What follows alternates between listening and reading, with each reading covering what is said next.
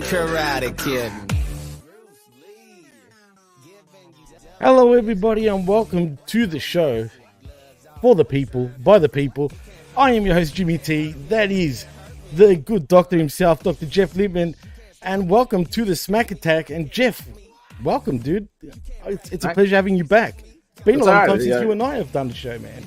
True. Well, I have to play my my syntax to Ya Allah so that I don't go to Islamic hell.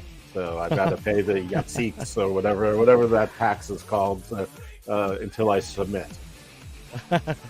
You might get 7 wives or whatever it is. I mean, I listen. I got 1 wife. She's from South America. That equals 7 regular wives. That's honey, you that's there? actually true. Come on, come say hello to the folks. Everyone, Oh man, if you want. it's good. It's good to have you back, Jeff. And You're Johnny's. Well, people like that. It's a shame. Pajamas. It's a shame Medium 5 Mikey Verde is not here anymore, because I'm sure you would have figured out by now. He had a thing for your wife. It's not unusual. I mean, listen. She murdered Lanny Papa. Maybe she murdered him too. Oh, God. You'd pop to that, actually. So yeah.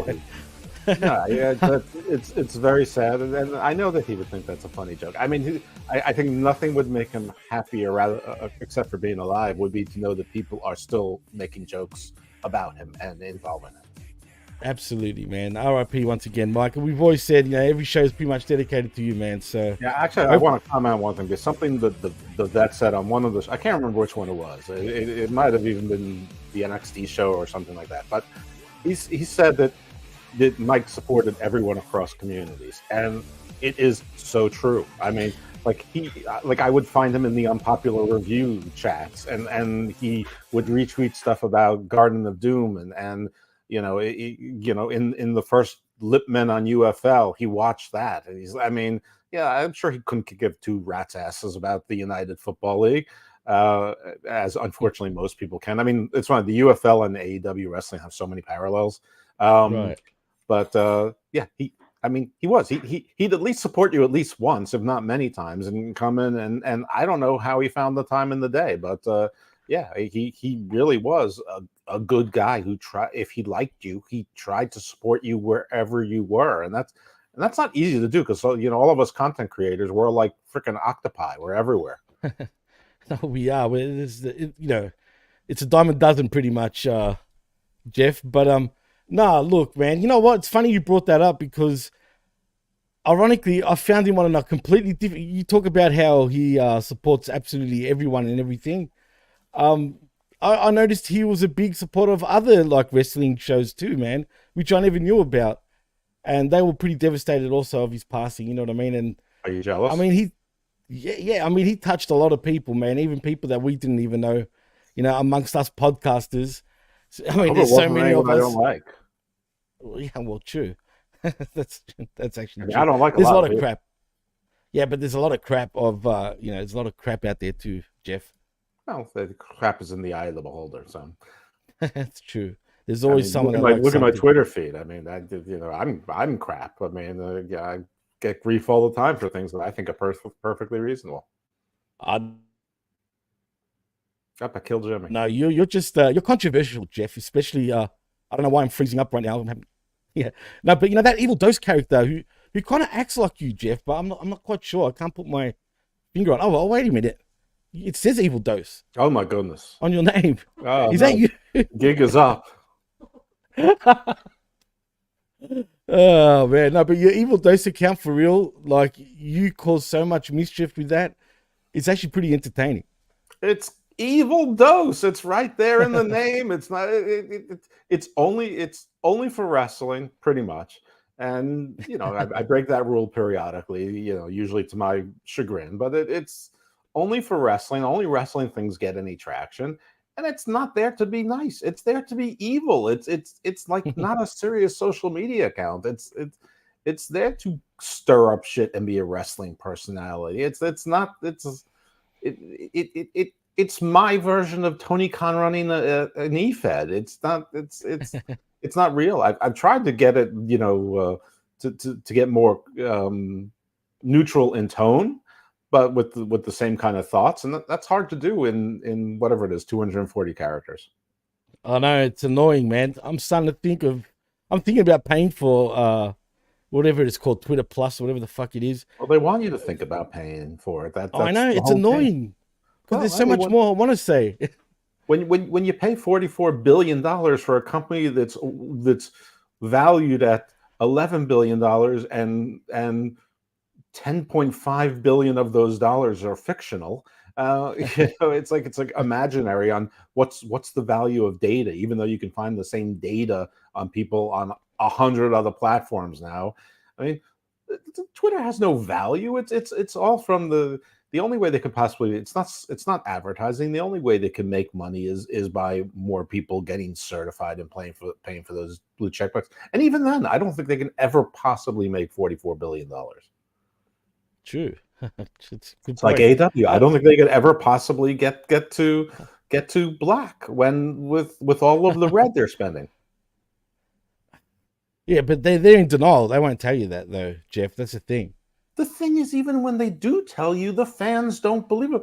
Tony Khan himself, who lies a lot, but why would he lie about his misfortune, told us maybe a year ago today that he had not yet recouped the initial investment. Even Meltzer has now said repeatedly that are they a profitable company? Not yet. Tony has told me that in 2025 they look to be profitable after the renewal deal. So they're assuming the renewal deal, and and also the way I understand that is that they'll be in the black for fiscal year 2025, not overall. But even if I'm wrong, but even if they're going to get all their money back, they're going to be, they're going to make right on all of the debts and pay everyone back and have no losses ever, retroactively and prospectively.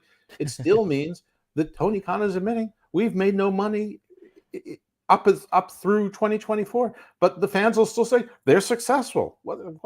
What's successful? I don't understand what's successful, but I guess aren't we supposed to talk about WWE and SmackATTACK and SmackDown? We are, but we talk. We even though it's a SmackATTAck, it's called, it's named after SmackDown.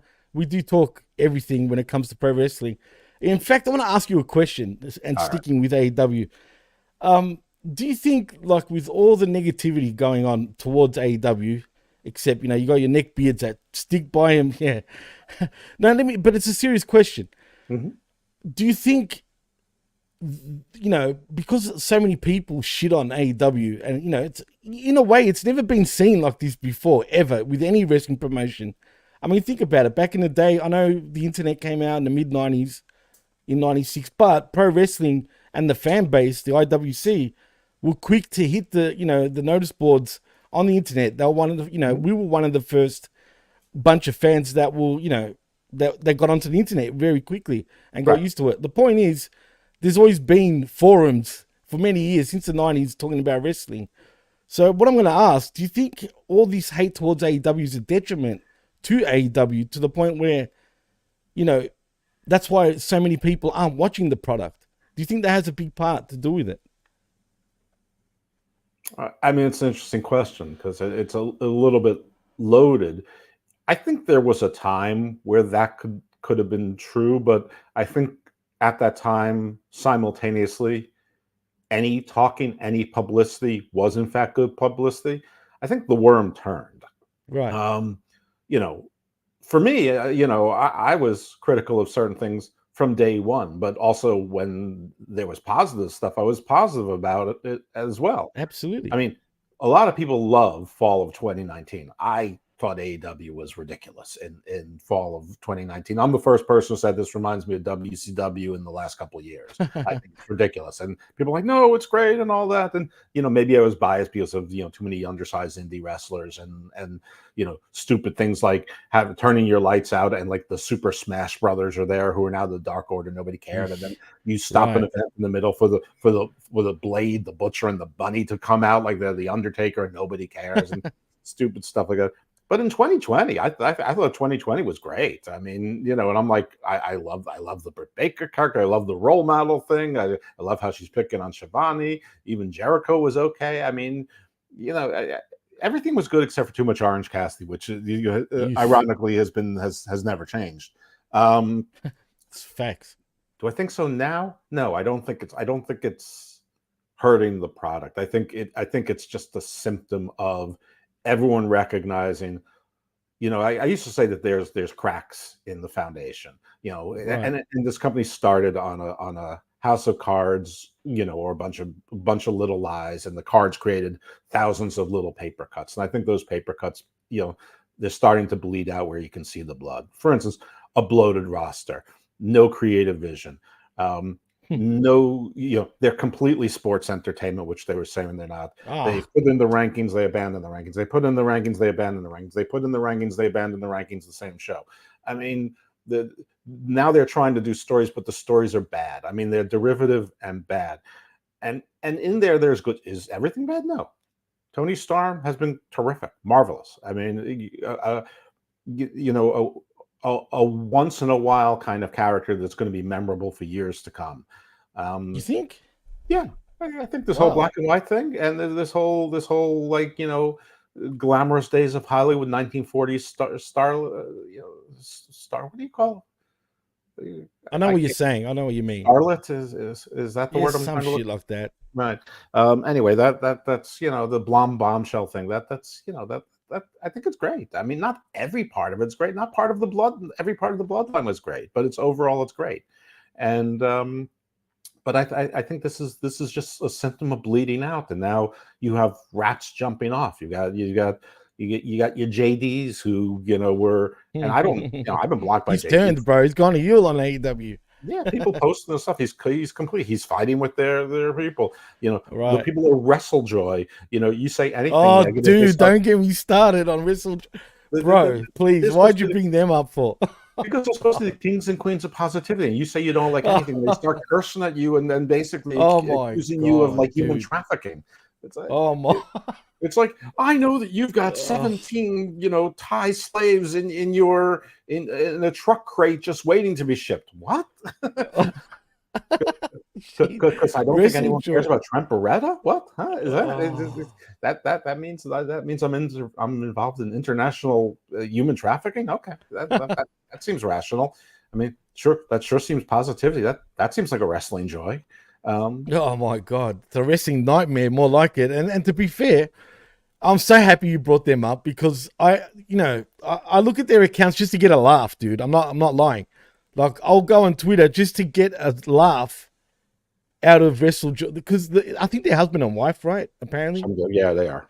Did you hear about them feuding with Meltzer? No, because I'm blocked by all of these people, and Meltzer, bro. And Meltzer's like the last one. Like Brian Alvarez started about 3 or 4 months earlier, and if you were conspiracy theory, you would think it was to shape the entire network. But then him and Meltzer were fighting online, and now Meltzer is every now and then spewing truths, and now Meltzer is like lady kind of has making sense. Right. Go ahead. Actually, no. I'm enjoying this. This is great.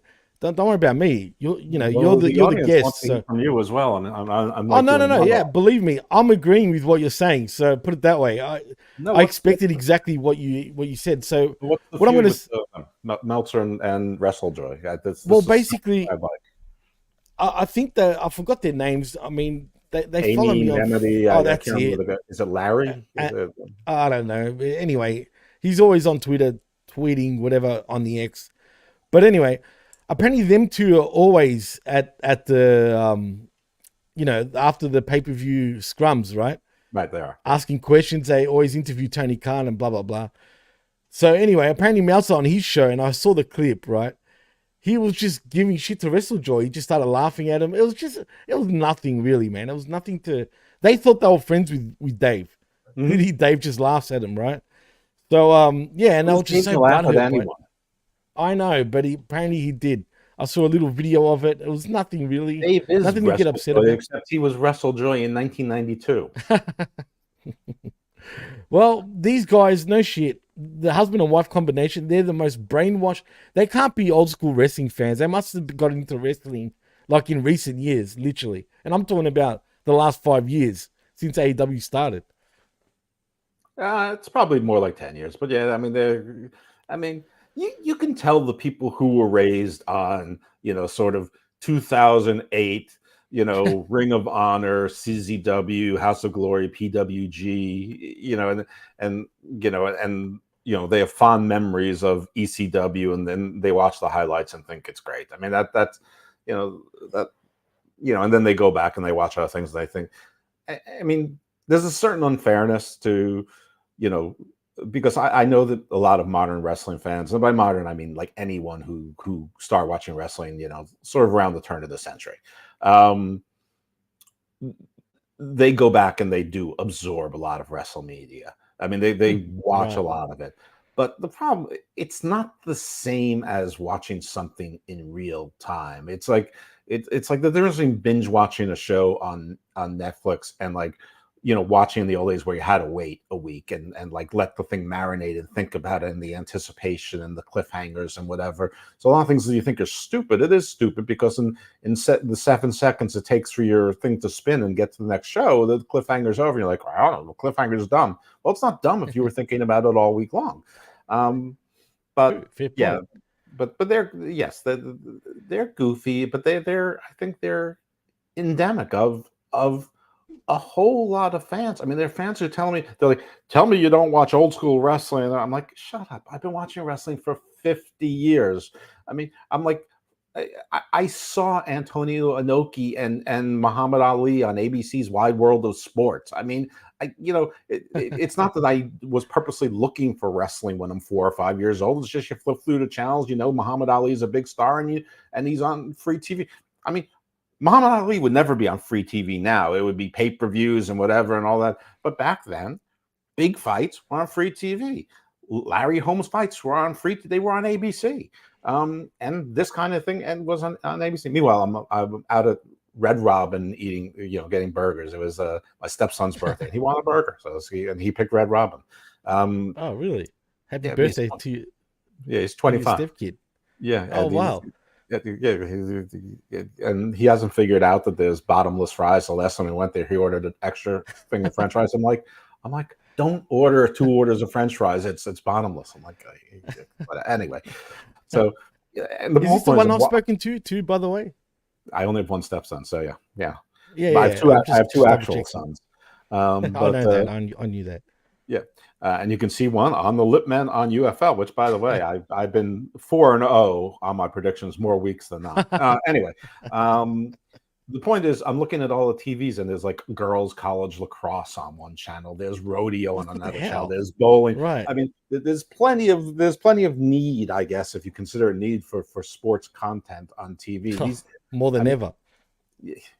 I have to be honest with you. I mean, John Draper was posting something about how Eddie Vedder was right about the Ticketmaster ripping us off, in 1992, and he was 100% correct. And I was thinking that like cable TV is ripping us off, and all these things are Oh, ripping us dude. off, mostly because of the 3 cents and 7 cents and 11 cents they pay for these channels to carry them that none of us want. Nobody wants ESPN3. I mean, maybe you do if your daughter is on the Syracuse, lacrosse team and you want to watch her on TV. But aside from that, no one is watching these channels. And not just, I don't mean to pick on the sports channels, because there's tons of these idiotic content channels. Like they used to be called Lifetime movies, but now they're Lifetime movies, Hallmark movies, Oh, God. A&E Right. movies, BBC movies. They're all the same. And like you could get rid of 2/3 of the channels out there, and nobody in the viewing or consumer audience would care. It's just the cable companies would lose money, and yeah, a lot of people would lose their job. Yes, they would, but it's a useless industry to a large degree. Anyway, I have no idea how I got myself on this track, and this isn't Garden of Doom where I just follow a meandering swamp and just dive into it. That's all right. That was actually pretty interesting, man. And we do this all the time with everybody. Everyone goes on the tangent. We somehow, even me and the vet on the wreckage every week, we somehow go on about something else, even though Well, it it's your was. fault because you're happy to sit around and say nothing and smile and just let someone else talk. Well, I learned the one thing I've learned now doing this podcast deal for what, 4 years now, coming on, far out. For a Time decade. flies, Jeff. I know. I mean, seriously. But I hate cutting people off, and I used to cut people off a lot, dude. So I'd rather, let everybody talk. And I I love talk cutting a lot people as off it who is. just did it. Oh, that was fun. Anyway, I just want to acknowledge the chat because we got a few in the chat right now. We got Chris Willand, and he's got a Yeah. question. We'll get to that when we get into SmackDown, Chris. So don't worry, I won't forget you. But welcome to the SmackATTACK. Cold Blooded's also in the house. Homeboy 88 is in the house. What's going on, homeboy? Am I only your podcast brother for life? God damn, homeboy. Labrat is also in the in the house saying yeet yeet motherfuckers. And Chris says feet feet feet and vet vet vet, but no vet vet vet here. Aaron Ben Shlomo, the king of 2024 or 2K24.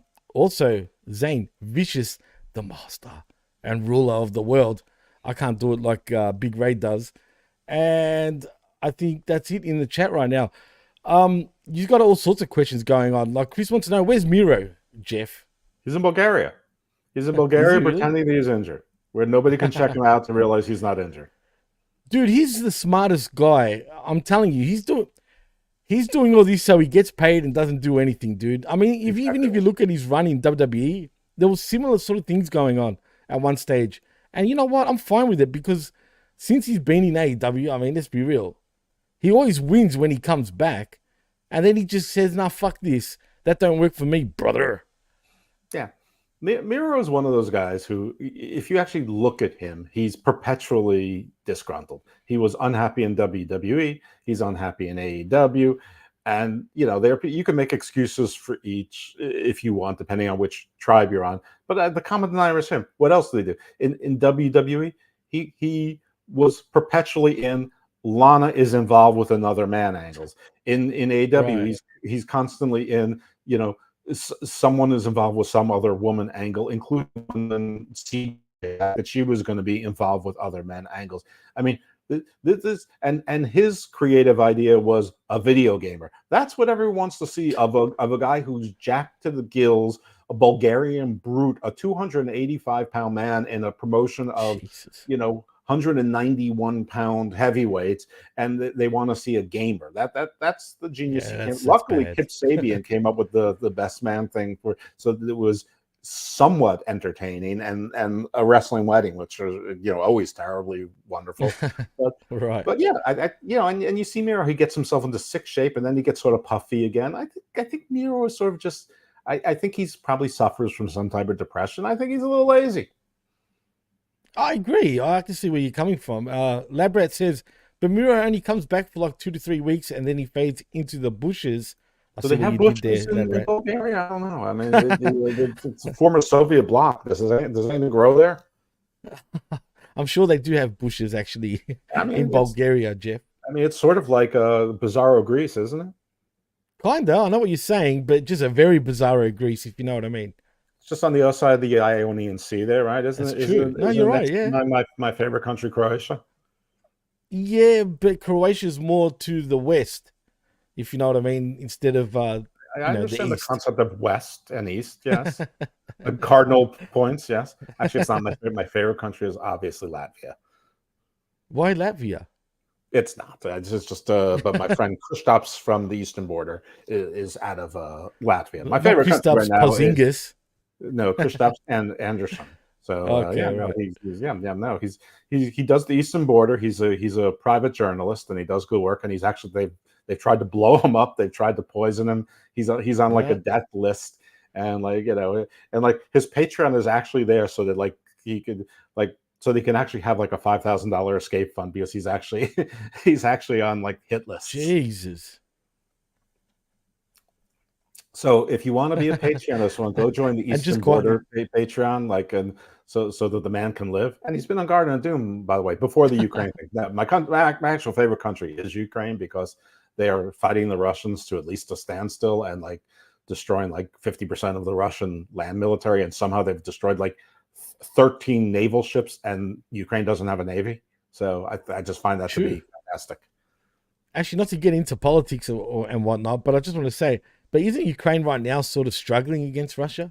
Of course, they're kind of struggling. I mean, because the Russia, Jeez. I mean, Russia has an endless supply of crap and people, and they release people out of prisons. They hire contractors. They're expanding their conscription ages. They're just throwing waves and waves of people at them. It's like it's their same battle theory, like from from 1940s, 1920s. But I guess the saving grace is that 3/4 of it doesn't work, or doesn't work right, or doesn't work consistently. So and they have no field command. Their officers suck, and they don't have the rank sergeant. So their officers suck. They subscribe to basically World War I battle tactics, and there's no on the ground command that can tell people how to react. So their officers from a safe distance back go, run forward, and they have to run forward like a bunch of Cossacks without horses. God, imagine that. Well, But good luck to them, man. 3,000 people trying to overtake a position defended by 32 people. Eventually, they're going to get there. They're just going to lose 1,239 of them. Jeez, yeah. I mean, this war was supposed to be over in 3 days. I know, right? Going on 3 years. No, you're right, man. Absolutely. I mean, it was meant to be. I think they underestimated them at first. You know what I mean? And then now they've put their foot down, obviously. And I don't know how much longer this shit's going to go for, but it's got to stop, man. I mean, wars, it is what it is. But anyway. Wow, you're so peacefully.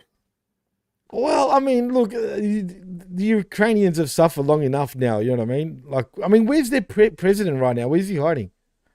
Zelensky? What is this whole rumor about him hiding? I mean, first of all, if your nation's...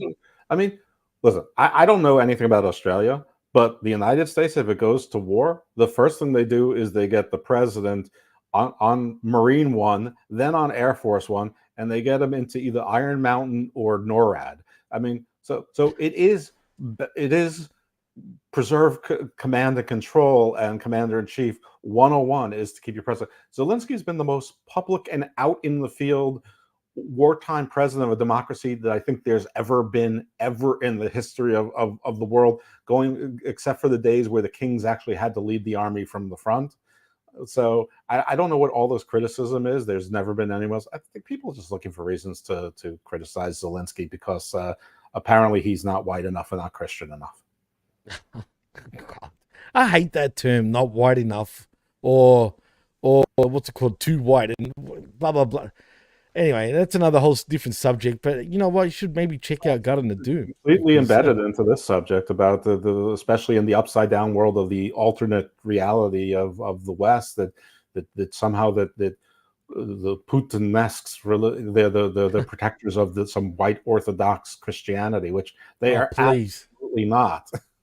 Don't get me started on that, all right? Actually, we've barred the Russians. And when I say we, I'm talking about the Greeks, that is.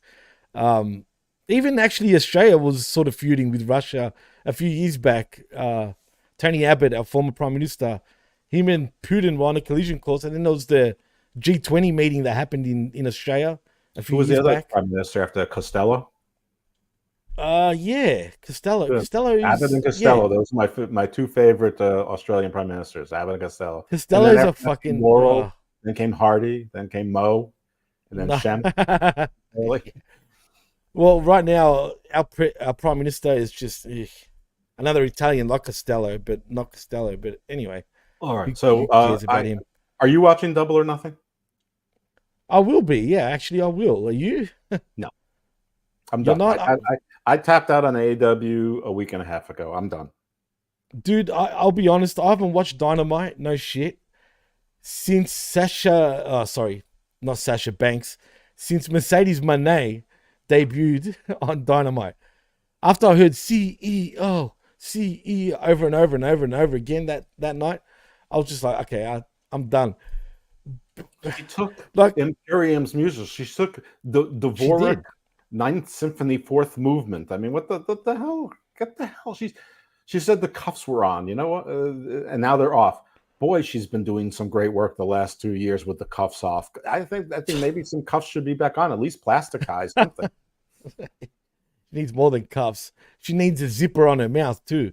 I mean, Look, to be fair, I think AEW has failed her a little bit. Why make her date? Look, you and I both know she's been healthy for quite a while now, but they wait this long to debut her for Double or Nothing. I was just I mean, healthy. that's I stupid. think her ankle's going to crack in two during this match.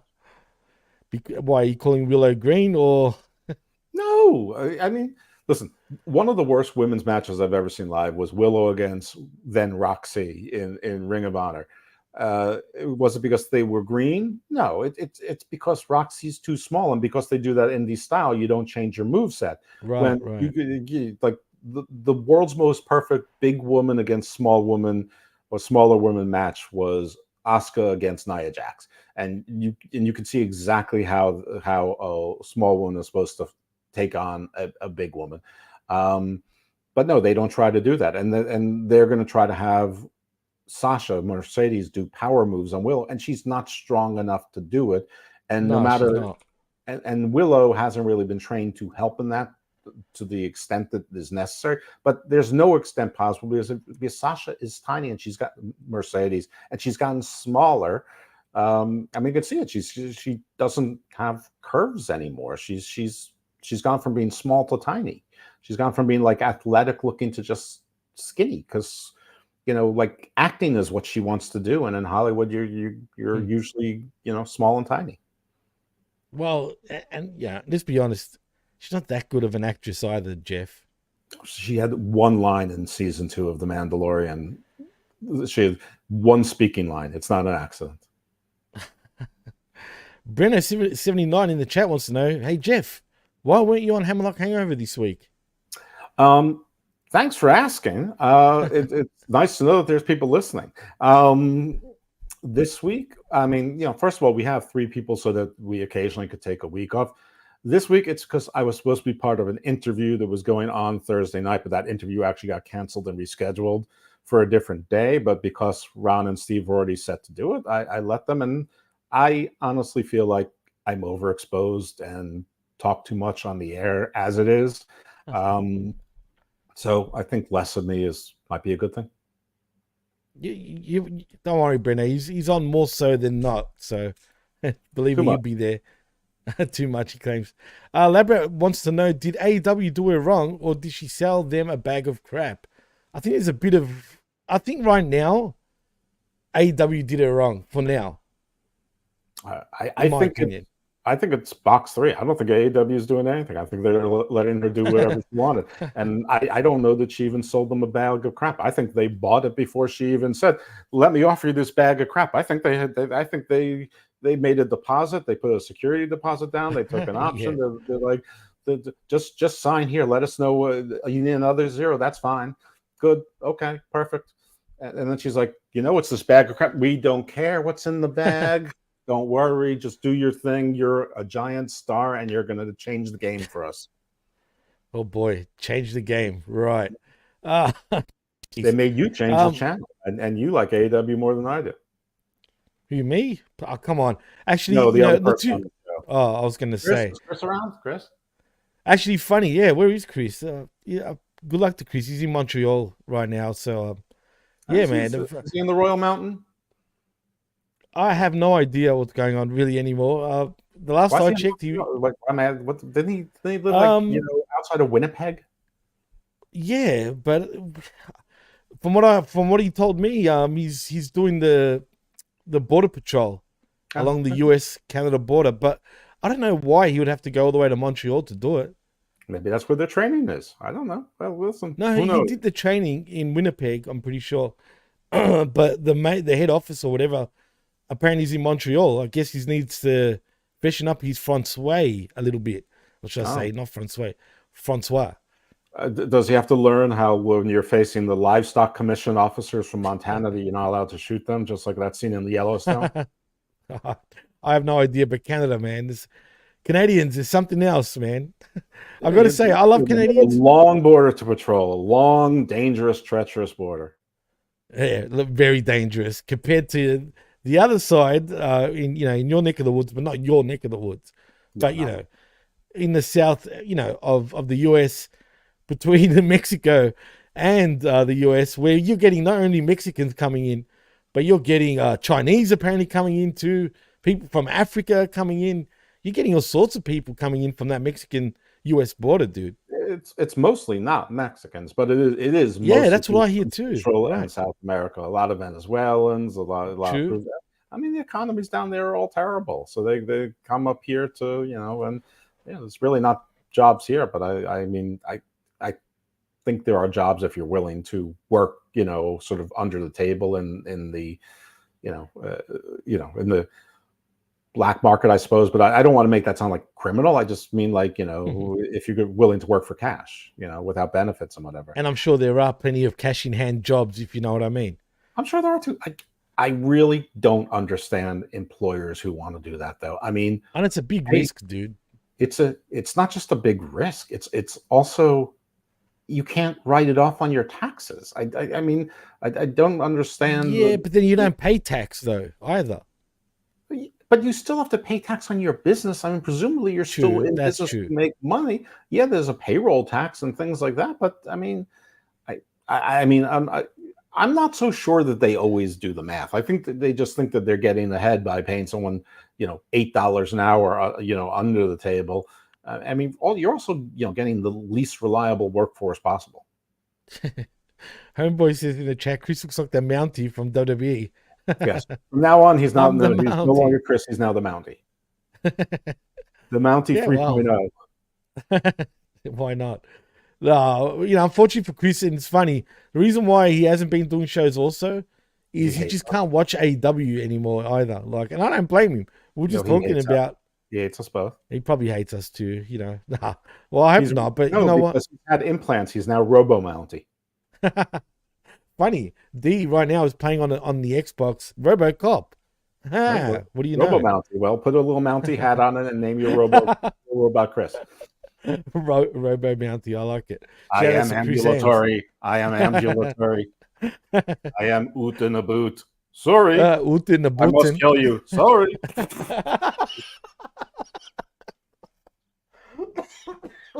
Die, Minnesota scum. Die. Excuse me. Oh, that was funny. We don't want any Sorry. South Boom, Dakotans boom. here. Sorry. And then A, are you okay, A? Anyway. Hey, take off. Grenade launcher. Oh no, we don't hate you, Canada. Just quietly, love we're Canada. taking the piss on the fair. Absolutely, we I love think Canadians. Canada's great, and I don't know what your problem is with your Uh, prime minister, but he is very handsome, so he can do whatever he wants. Do you believe he's what's it called, son? What's his name? Jeez, I went blank. I'm sure you've heard of this conspiracy since you do Garden of Doom. The old Cuban fucking president, dude. What's his name? Fidel Castro.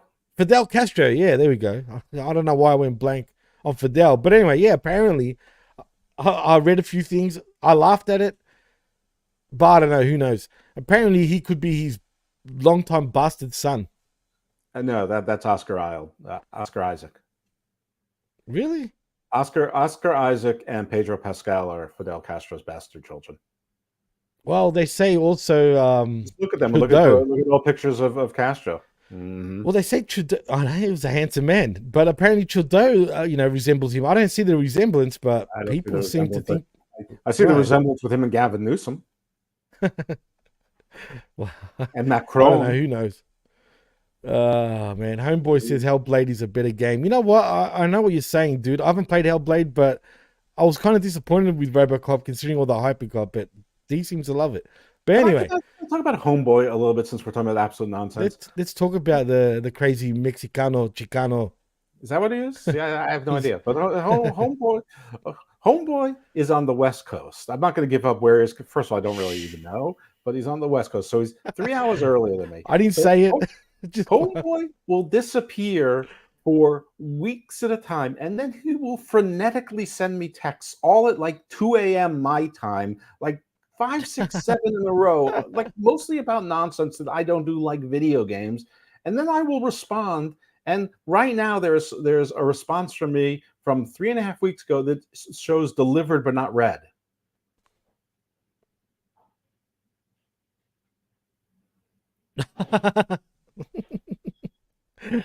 He can be like that. He's a bit of a ball breaker, homeboy 88. He's Shouts worse to than you. Go and Will check out his Hill, show, by the way. who is the running back for the Michigan Panthers, who I was supposed to get for an interview, but then he blew out his knee on the first play of the next game, so I guess that's his excuse. Shout outs to you, homeboy. No, he's one of us. You know, Is he? he's our homeboy, literally. But he's a troublemaker. But you're a troublemaker. Yeah, my homeboy. Is And are we listen, degrading him to homeboy 8 now, Jeff? Is that what's happening? yeah, he's back to homeboy. By 86, I mean 86. Listen, I am Latino by marriage, but I'm further south than that. Yeah, you're a And Chicano now. by marriage, yeah, absolutely. Yeah, This is a Latino household. it is. Actually is, by the way. Cold Blooded says, I do the same thing, but I have ADHD. We all have ADHD. Yeah, trust me, that's facts. Facts. But anyway, let's get back to wrestling, shall we, Jeff? Oh yeah. Because I just wanted to touch on a couple of things. I don't know if you noticed. Do you know who Ryan Garcia is? Ryan Garcia sounds familiar. Yes. He's a boxer. Oh no, I don't. Anyway. Know Ryan. Well, anyway, he's a boxer. He's got a big mouth. I can't stand him. But anyway, that's not the point. He tweeted out, and people, I don't know if you saw it on Facebook, maybe on Twitter also, something about Logan Paul and him abusing people in some sort of text message. Now, I haven't got it. I have to look back and sort of find it again. But the point is, all I wanted to ask, do you think this could, reflect on Logan Paul negatively in WWE? Yeah, I mean, I've said forever that Logan Paul is amazingly talented in the ring. It's amazing how quickly he's gotten. It's amazing how much of a natural is. But it's just a matter of time before he does something to embarrass the company in its age that's supposed to be post embarrassment. Vince and all of that stuff. And I think they've gotten the best that they can out of Logan Paul, and they probably should just cut ties with him and be done with it already. And I said that months ago. And maybe this will be the last match we see of Logan Paul. But no, I don't think they'll do. I think that they're still stubborn and they'll go forward. And I don't know how long that Prime sponsorship is. But I do think they've gotten the best out of Logan Paul. His act is already old. It's it's just with the brass knuckles. And it's one thing if it's like Roddy Piper or MJF that's a wrestler doing it. But Right. since Logan Paul's this outside star, to have like an Andy Kaufman wrestling shtick we're expecting something different. I mean, it's always the same. You got KSI or one of his other sidekicks hiding in the Speed. Right. One of his flunkies is there giving him it's always the same. And in 2024, you can't always do the same, especially if you're supposed to be a special attraction. Special attractions shouldn't always be the same unless you're actually a giant. Then you can't, you're like almost, you really can't do anything except surprise people by not being completely klutzy. True. Homeboy says he has a tremendous left hook, but he's crazy as a shithouse rat. He said the same thing about you, homeboy. You could say the same thing about homeboy. You're pretty local, Holmes. I'm talking about you, homeboy. And he's got quite a left hook. Let me tell you, when he punched me in the jaw, it almost hurt. It almost hurt. I like it. Anyway, let's go to some WWE news, actually, Jeff, before we get into SmackDown. Former WWE writer says Cody Rhodes didn't act as expected during segment with The Rock. So these Gerwitz basically saying, and this is what he went on to say on Busted Open Radio this past week. He says, "I'm playing chess, you're playing checkers. I'm one step ahead of you," Gerwitz said. "More like I got you, Roman, and I'm finishing my story, and you're gonna get fucked. This is all going to work in the end," type of thing.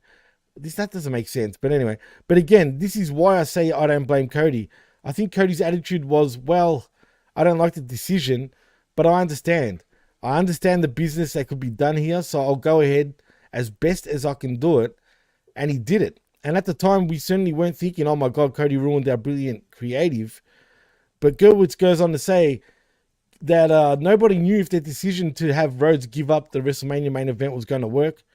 For a second, it seemed fine as the crowd in Birmingham, Alabama, popped for The Rock, but the vitriol came hard and fast afterwards. Gerwitz then said, what happened next basically changed the course of WWE history. And he goes on to finish and say, he left me a voice message saying, okay, he's one out. What if I turned heel? I'm just saying, what if I turned heel? What if we completely flip this thing on its ear and we go into an entirely different direction? I assume he's talking about The Rock, and that was it. He also said some other shit about I don't know what your take is, Jeff, but they were apparently having discussions in hotel rooms about this whole Cody mess with The Rock. I was always saying that this was always a work. They did this on purpose to build up Cody a little more. But according to Gerwitz, if true or not, apparently it wasn't a work, and they were having intensive meetings, and they were supposed to have The Rock versus Roman Reigns for WrestleMania. Do you believe all that? I don't believe anything that Gerwitz says to the extent that whatever he's saying it at a 10. The reality is probably a 2. So I'm sure there's some truth to it. I'm sure they had discussions. I'm sure some of this was last minute. You could tell that some of it was a little awkward and unplanned, but other things were completely planned. What, they just came up with The Rock's entire family tree on the whim? No, I mean, this was clearly mostly planned. So, I mean, and this is just WWE trying to control the narrative and the news cycle all the time with a little bit of bullshit controversy. I agree. Just like how they all of a sudden you hear stories, Becky hasn't resigned, but she's got the title. Ooh, I mean, just like AJ apparently too. Right. Yeah, right. We're concerned about LA Knight's contract in 2025, Kevin Owens' contract that expires in December. Didn't they just? I feel like they just re-signed Kevin Owens and Sami Zayn. I feel like it was just like yesterday. I know it does feel like 2 years ago, I think, or last year. No, it was last year, was it not? How long were they saying that Drew McIntyre wasn't re-signed? Of course he was re-signed for a good 8 months at least, right? Months and months and months. Right. But of course, with someone like Damian Priest, that they don't leak it. They just let you know, oh yeah, we re-signed him in February. I mean, that's just like Gerwitz is a worker. And his job right now is The Rock is away. He's doing his movie, and his job right now is to make sure nobody forgets that The Rock exists and is still sort of the final boss and is still sort of all this, because wrestling fans tend to forget things, and wrestling fans love to. I mean, the entire world has become wrestling fans in that they're all conspiracy theorists. And so that's all this is. This is just him continuing to not stir the pot. He's just continuing to marinate every now and then. And next time it's not going to be Gerwitz, it'll be Danny Garcia is going to say something. And then The Rock himself will make a comment from some, from someplace. And then they'll have Simone Johnson, Ava slip and say something. My father wanted to be the hero, but everyone treated him like a villain. We're going to get little shit like this until he's ready to come back, whatever, Survivor Series or whatever. He, comes on the Tron, and then, Royal Rumble when he actually shows up in person, or whatever this plan is. I agree. There's a bit of both things going on there for sure. But The Rock's little run was great. I mean, I loved it. I loved his final boss gimmick. Whether he came to wrestle Roman Reigns, I personally think, like, I think next year is going to be the time where him and Roman face off. I mean, and I think it was all done that way. But then again, maybe even the year after. Don't be surprised if it's not for another 2 years. But we'll see. He's pretty old, but he's taking all those medicines to keep him eternally young. He's drinking that baby adrenochrome. So. Oh God, that's everyone is on that shit apparently. Well, I mean, it's safer and it works really freaking quickly. I mean, but yeah, I mean, they can go a lot of ways. You can have Cody versus The Rock. You could have Roman versus The Rock. You could have the Roman against Cody as a heel face, reverse the roles. People are talking about Solo, being against Roman or the Rock, which I mean, I don't think Solo is anywhere ready near that. No way. That yet, but, and not for WrestleMania anyway, but for something else maybe. There's so many different ways they can go, which is interesting, and I like it. It's so different than Vince McMahon era, where there was always one person was going for the title and only one person was interested in the title at all, and it's not realistic. It's that's what makes titles feel important when there's more than one people interested in all of the titles. They still haven't quite figured it out with the tag teams, but they'll get there. I hope, think, maybe. Though I mean, I hate half the tag teams, but that's all right. That's a different story. The list of things that I hate is very long, and I don't really hate anything. I mean, I use it hyperbole. Yeah. With the H, right? H to Z. Look, it's been a bit of a slow week when it comes to news, so I'm only going to say one more bit and we'll get into SmackDown. This is back to AEW, but did you hear who AEW apparently signed? And he made his debut on, I think, on Rampage? I don't know, who? Jimmy Jacobs, dude. Why would they fucking... Jimmy Jacobs has been with... as a writer, but he apparently they've signed him as a talent, and he actually wrestled. And he got pyro, which, I mean, to waste pyro on Jimmy Jacobs is the most Tony Khan thing to do, because Tony Khan was raised on 2007 Ring of Honor, where Jimmy Jacobs was pyro. He was like their version of like Evan Sullivan and Raven, sort of, except in miniature, which is exactly what Tony Khan likes. He likes the big characters, except miniature size, just like him. Big characters, my ass. Even the little miniature ones are not big characters, but I hate it. Small packages is right. So they could use a hornswoggle or something, but no, Jimmy Jacobs is ridiculous. I mean, and he's old. It's like I mean, this is why the talent in AEW is frustrated. Sanjay Dutt gets more TV time than 3/4 of the wrestlers. Sanjay Dutt's been on TV 100 more times than Lance Archer has. You have a 6'8", 250-pound guy, and he's never on TV, which is probably good, because he would just do Brian Cage and lose 16 out of 17 matches. Dude, I remember years ago, we used to say, like, the joke of if you're under 6'2" and weigh over like 250. Well, that was you and Chris. Mine was just like big men exist in AEW to make little men look good. I know, but the point is, we said it back then as a joke. Like, we're jokingly saying it, but boy, did that ring true. We're being half serious. Right, no, we're being half serious, but when I say half serious, I truly didn't think that's what was going to happen in the future. Big in AEW, and now you look at him now, like the Randy Orton, and he looks like a midget. Man, unbelievable, that company. And like I said, I don't want to hate on AEW. I don't hate them. I do. But boy, their fan base makes you want to shit on them. Like, absolutely. Every day. It's listen. If it was just a shitty product, I wouldn't talk. I don't talk about MLW. I ain't talking about. I'm not talking about TNA. I'm not talking about NWA. Actually, I'm looking forward to NWA going on the CW on the actual TV channel in October to see if maybe they add some wrestlers. They go back to being NWA Power from 2018 or 2019, whenever they were good for those 2 seasons. And hopefully, I would love to see NWA become the number 2 promotion in the country, at least by viewers. But right now it's unwatchable. You don't hear me talking about it unless it's like a context like this, because there's not NWA fans that are all over the place telling you how great and how successful and how wonderful and how beautiful it is. I see the NWA wrestlers promoting their shows, and they should. That's their job. They're supposed to promote it. Don't miss, Carney Days, where Billy Corgan struggles with his wedding and trying to plan a pay-per-view. Yeah, that's exactly what Trevor Murdoch is supposed to do. That's what EC3 is supposed to do. I'm not going to watch it, but I'm not going to. But you don't encounter dozens of fans saying, NWA is the best. You guys are stupid. They're making so much money. They're so successful. They're gonna put New Japan out of business. WWE. It's not AEW fans that they're like yelling loudly, and they get louder and louder. The fewer and fewer they are, and the more real.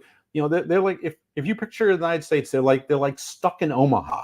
They're like in a circle in Omaha, and they're like running around in circles, protecting themselves, like in what was the History of the World of the Blazing Saddles, when the wagon train was defending itself from the Native Americans, and then there was Cleavon Little's one family. They only had their one train, and they were going in a super fast Gilligan's Island circle because nobody. Oh my god, that is That is awesome, Jeff. Those are the those are the AEW fans. Is the Cleavon Little wagon being pulled by a mule? That's going in fast forward and getting really loud and screechy. Oh boy, and that, like Breno says, was it Breno? Oh no, it was Labrat. Labrat says, plus Tony Khan is just as bad as his fans. Not a good look. Facts. It's true. He's What? exactly like the fan base. Everyone says, stop the tribalism. First of all, no, it's human nature. Secondly, Right.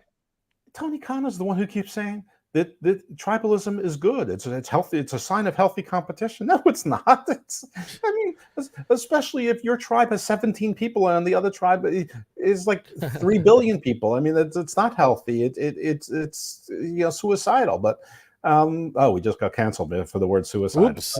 Yeah. Hey, so don't laugh. But we said the koof on one show, and the whole Hamin Media Group on YouTube, the actual channel which we're on right now, got suspended for 3 weeks. I kid you not, bro. Yeah, well, listen. There's plenty of reasons. There's plenty of reasons why the Hamin Media Group. No, but it said it. It came up. It happened on the SmackATTAck, as a matter of fact, because of one of our guests. It wasn't me. I didn't do it, but it was our guest that did it at the time. And no shit, I saw the message, and it was because of the koof. The proper word. I'm not going to say, but I don't know what the proper word is. But don't make me say it. The C word. Oh, really? Yeah, dude. I kid you not. That is facts. Exactly, Breno. In the United States, you don't say it, but in other countries, like in England and Australia and Ireland, it's like nothing. Bullshit. Yeah, what happened in Australia during that time. I have no idea what happened in Australia during that. I don't know what that time is. Well, 2020 I'm talking about. But anyway, let's not get into that. That's a whole different thing. And plus, I don't want to... Problems in 2020. I ain't worried about what's going on in Australia. I don't care. There's like 17 people. We'll do shows then, Jeff. God damn it. Anyway, Breno also says AEW is about the only thing that could unite Cornette, Bischoff, and Russo. You know what I say about Australia? Know your role and shut your mouth. Oh, fine. And speaking of, I mean... You know what you said? I don't know what Australia does when America goes to war. Well, guess what? Australia goes to war with America. We're the only country. Yeah, right. That's your role. And shut your mouth. That's our role. Yeah, Be exactly. Happy about it. Exactly. With America's bitches. Anyway, Cold-Blooded said Don Stevens is always watching. Oh, she is. Or he is. Who the fuck knows? Labrador says, see you next Tuesday. What do you mean by that? What's going on next Tuesday? Okay. Well, anyway. I get that from Britney Spears. I get the reference.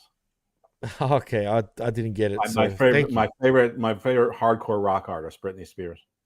Oh yeah, right. That's thrash metal. Well, yeah, big time. That's pretty much. Honestly, the pre-show starting now for Royalty of the Ring. Royalty of the Ring.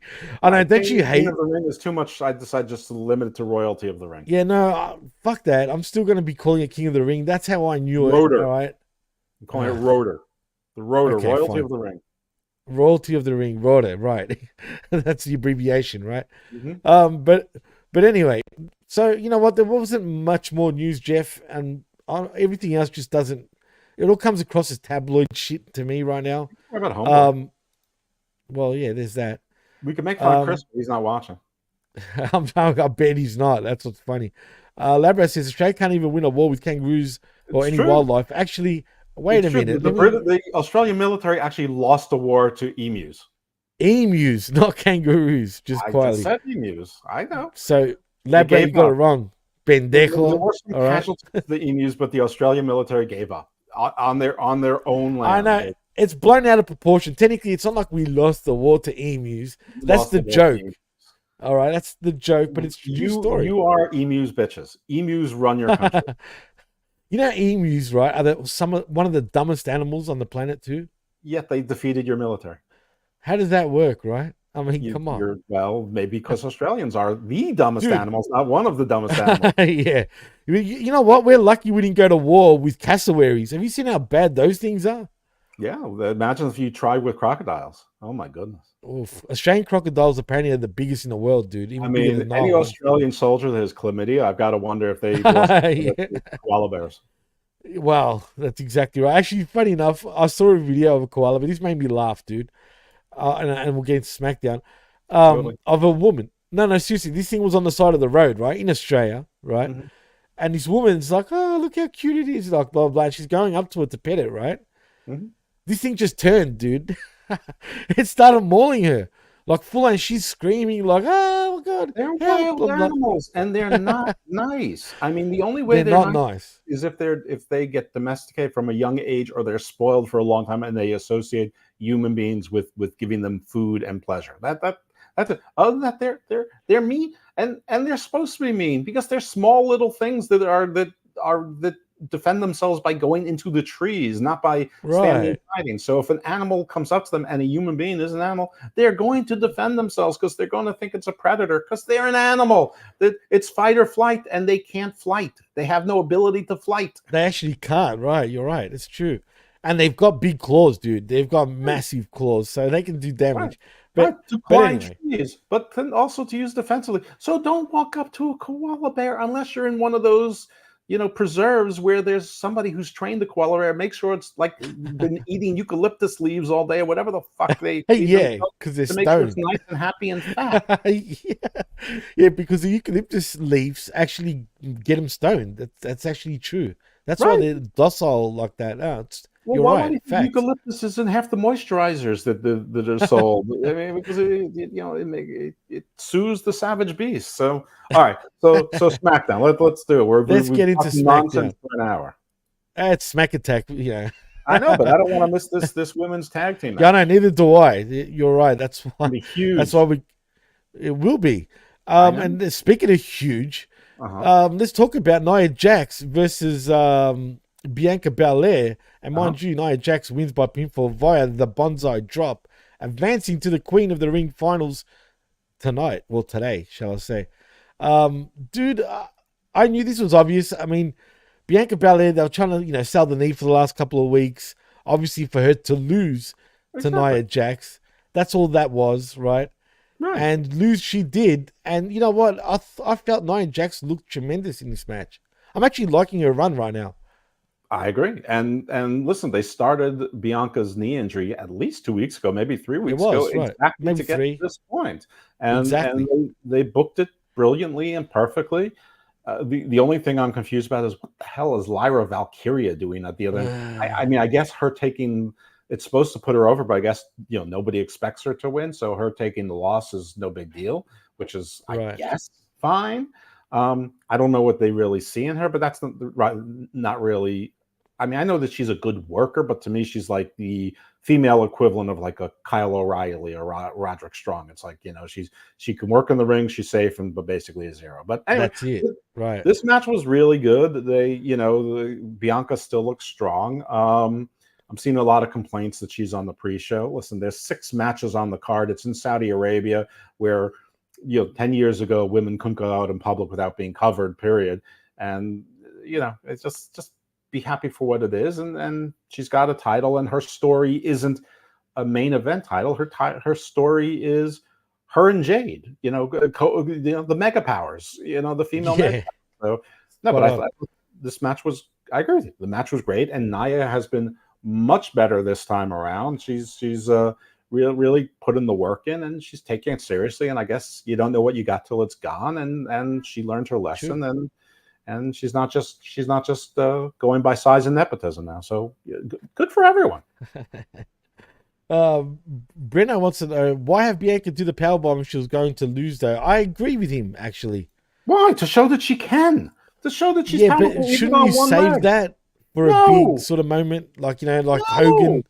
Okay, no, interesting. All right. no, no, Plus her no. knee though, dude. She's supposed to have a Do it in bad Daniel knee, and Bryan she's. and heel Daniel Bryan. No, no, no. What's wrong with I you? can see what he's saying though. So, and I actually do agree with you, Brenna. Honestly, plus her selling the knee, Listen, and she still if pulled she that did off. I the mean, KOD to lose, that's a question. The power bomb is not her finisher. It never has been.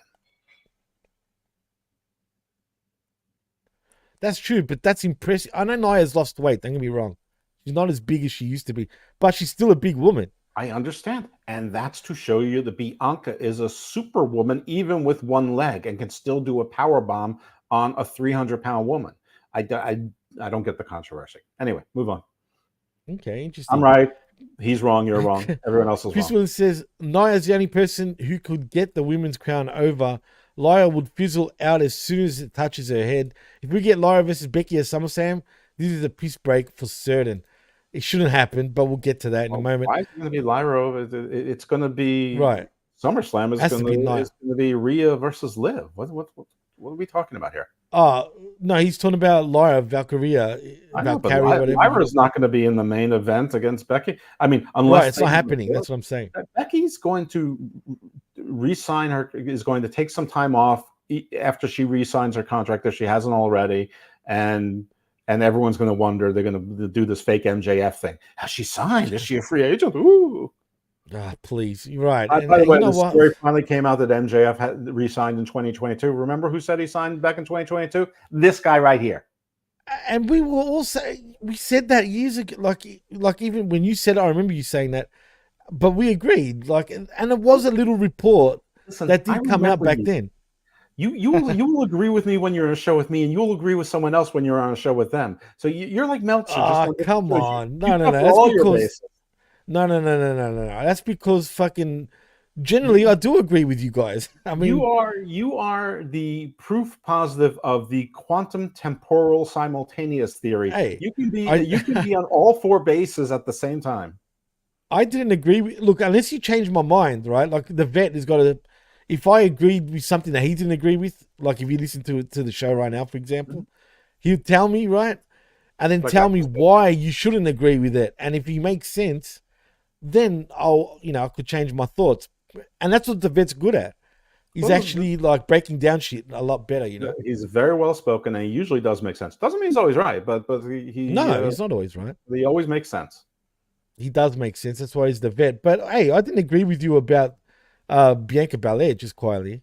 First of all, so I agreed with Breno, and not you, Jeff. But still, I do agree generally with most of the stuff. Breno, that's fine. Anyway, Labrat says, good to see Nia and KO working out, slimming down. Good to see. That is good to see. Who's what? Who's Co? I have no idea. Oh, Kevin Owens. Oh, I see. Co. Anyway, like I did Kingston, but for short, they're tight like this. Yeah, it could be Kofi. Could be Kofi Owens. Yeah, Kofi Kingston has definitely been slimming down. Getting that AEW shit. Oh, big time. And anyway, Chris, Lyra is not winning, and come on, Nia is the one that's going to wear the crown and be obnoxious. It's set up for her to win it. I mean, it's perfectly set up. But anyway, let's move on though to post-match. We see Kayla Braxton interviewing Nia while Bianca gets medical attention in the corner. Jax calls out Lyra, who is sitting at ringside, mind you, and says she just buzzed through Bianca Belair the same way she did Becky Lynch, and she's going to win tomorrow and then win the title at SummerSlam. And then we see, A-Town Down Under. I'm not going to get into it, but next we see Bianca Belair in the back with a trainer, and we see Indy Hartwell and Candice LeRae giving a shit, basically. Who cares? Then Cargill saves the day. Right, I know. And that's about it. So let's move on. We see A-Town Down Under in the ring, set up for the Grayson Waller effect. Grayson welcomes us to the show, and Austin Theory hypes up. What are your feelings about Grayson Waller now? I actually like him much more now, actually. I think he's outshining Theory, as a matter of fact. Well, that's which is weird. I know, but Theory was a lot bit like... I don't know what it is. I don't know if it's his confidence or WWE don't see him the way Vince saw him, for example. I mean, it's no secret that Vince sort of, pushed Theory. Push. But, right, and I actually was it a bad push? That's what I'm saying. No, I mean, actually wasn't mad at it. Many times, but he's a tag team champion right now, undeservedly so. I just think they cooled off on him, though, Jeff. he's got jokes. They're not funny. And once his jokes don't land, he has nothing. Like, he was supposed to keep that segment together last night, and he can't. Right. Like, The Miz, Right. for all of his faults, he knows when there's dead space and he's got to fill it with something. Grayson Yeah, Waller but the just sits Miz there is with on a a dumb different look in his. level, dude. I Funny understand, enough. but you don't give someone a talk show. I mean, Carmelo Hayes is supposed to be talky. Austin Theory, he can't say anything because he's a dim bulb. He's just a dumb jock. That's not just his character. That's his real life. Do you And, think so? Do you think he's like that in real life? absolutely. Okay, interesting. And But same as Waller. Waller comes across like that jock fucking guy too. Waller's not supposed to be. Waller's supposed to be like me. He's supposed to be wisecracking, and the reason you trust someone to give them a talk show is so that they can always talk and there's never dead space, even if it's not good. That they're supposed to fill it, and he had no idea what to do with the dead time, and neither did Carmelo Hayes unless they told him. Oh, how childish was it, dude? He looks so small, and then Oh my and then God. LA Knight coming out by himself. That was pretty weak also, and LA Knight and the Street Profits, that doesn't make any sense. Oh, what the hell was up with that, dude? We'll get to that in a moment, but yeah, that was fucking. Actually, let's move on, shall we? Because at least B-Fab still has a job, my goddess. was it you that used to crap on about B-Fab all the time? Or was No, you? I was B-Fab's only fan. Oh. And I still am. Who the hell was always crapping on about her, man? You. No, it wasn't me. I've never been a fan of hers, and she sucks. Okay, I didn't care what any. I can't remember who was the one that used to tell me otherwise. She but should be doing the TV show because she would have known dead air, and I'm going to fill it. Jeez, dude, she is dead air. I'm sorry. I hate to say it. I don't air. want to sound like a prick. No, come on, no, seriously, Jeff. She's so useless, dude. She can't wrestle. She doesn't talk. She's just there. Well, they don't let her talk. She should do the Grayson Waller effect. She'd fill. There'd be no dead air. She'd fill it. Don't worry. Say less. God. Well, yeah, say less. So you think Grayson Waller is just not living up to the hype in your eyes, basically? You've never been a fan of his. Rarely liked him. Let me say. That's true. Rarely liked him. That's the thing. And the street. Actually, let's get into the match next. All right. The thing is, B-Fab will get released soon. And one more thing about, I think she will. I'm sorry. Yeah, B-Fab is fine to look at, but she ain't fine in everything else. I'm sorry, Breno, but I don't know. If they let her actually be a manager instead of insisting that Bobby Lashley is the leader of this crew, you see, if they let her speak, like the thing is, they're putting these women in these factions where they also have a leader man and sometimes a manager like Paul Ellering, and nobody's doing the lead talking. But like Elektra Lopez is a better speaker than most of the men in that faction, and B-Fab is a better speaker than either of the Street Profits, and certainly better than Bobby Lashley, who, by the way, everyone knows that Bobby Lashley and me are married. Yeah, I was gonna do what we used to do back in the everybody except Bobby Lashley knows they were married anyway. Trust me, he gets excited. But you know what? Why have they cooled down on Lashley though, like the way they have, Jeff? Maybe he really is. Maybe he really did injure himself in a training accident. Maybe he did really, tear his pec or something. Who knows? I don't know. How long has it been now, dude? It's been over a year that he's been in purgatory, pretty much. Well, he's had a few matches with what's his face Cross. Yeah, right. But that was horrendous. Let's be honest. Well, I mean, Cross lost, so that was good. I don't know. I don't know. Maybe they're just giving him time to rest. I don't know. They everyone says wrestlers need time to rest, but when they actually are given time to rest, everyone whines and cries about it. So you're right. That's true. But they're giving rest now more than ever, Jeff. Well, yeah, and that's why they have too many people on the roster, is so that you can give someone 2, 3, 4 months off if they need it, without declaring whatever the injury is. I don't know. Listen, I'm a Bobby mark. I want Bobby to have one more run at the title. I wanted him to be drafted to Raw without the Street Profits, and he could have been that alpha, healed, or face, against Damian Priest or Drew McIntyre or CM Punk whenever he comes back. If not Bobby, at least LA Knight, someone to go on that other show and do something. But whatever. It is what it is. In any case, this was a Gaga match for the faces to win in front of it was a good match, like for television. Don't get me wrong, it was fine. And by the way, world, if you looked around that audience, that's what an Arab looks like. Everybody in Saudi Arabia, that's where all Arabs came from. Arabs are there everywhere else, Apparently. conquered and colonized the dirty word North Africa and the rest of Middle East North Africa was very colonized, I hate to say, but by sword and scimitar. But yes. as was the rest of the Middle East. So those of you who think that in a place that you've made up that doesn't exist called Palestine, which is named for Philistine, which is a Greek Oh city, God. by the It way. is. Actually, you're right. You're They're actually not right. African. They're Asians, and they're Who not said even they're Arabs. African? They Who were they thinks they're were African? students in the United States colleges. Idiots. No, really? Really? Wow. Saudi That Arabia is is that is the whack. westernmost part of Asia. I can't believe what I just heard. That is wow. Anyway, actually Palestine, the people is kind of I don't want to offend anyone, but I just want to say it I just did it, is a so go ahead. collection of different Arabs, sort of, you know what I mean? Arabs, Like North Lebanese, Africans, Canaanites, right? Europeans. Sorry, it is. There are a lot of Greeks, a lot That's true. That's true. Romans, There's a lot of and Greek churches in friggin' Palestine, dude. and Greek back then wasn't Greece as you understand it. Right. It was Greece through Croatia, Bulgaria, Armenia, Turkey. I mean, all of Western Turkey. That was called Anatolia. There was Anatolia before Right. there was Greece. Exactly. Greeks Exactly. didn't call themselves Greeks.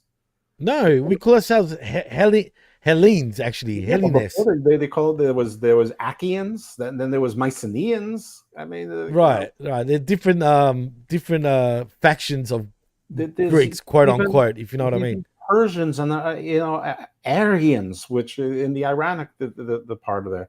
So everyone, shut up. Learn a That is little history stupid. before you going through, black and white. Or if you're going to pick a black and white, at least pick actual countries that exist in the real world.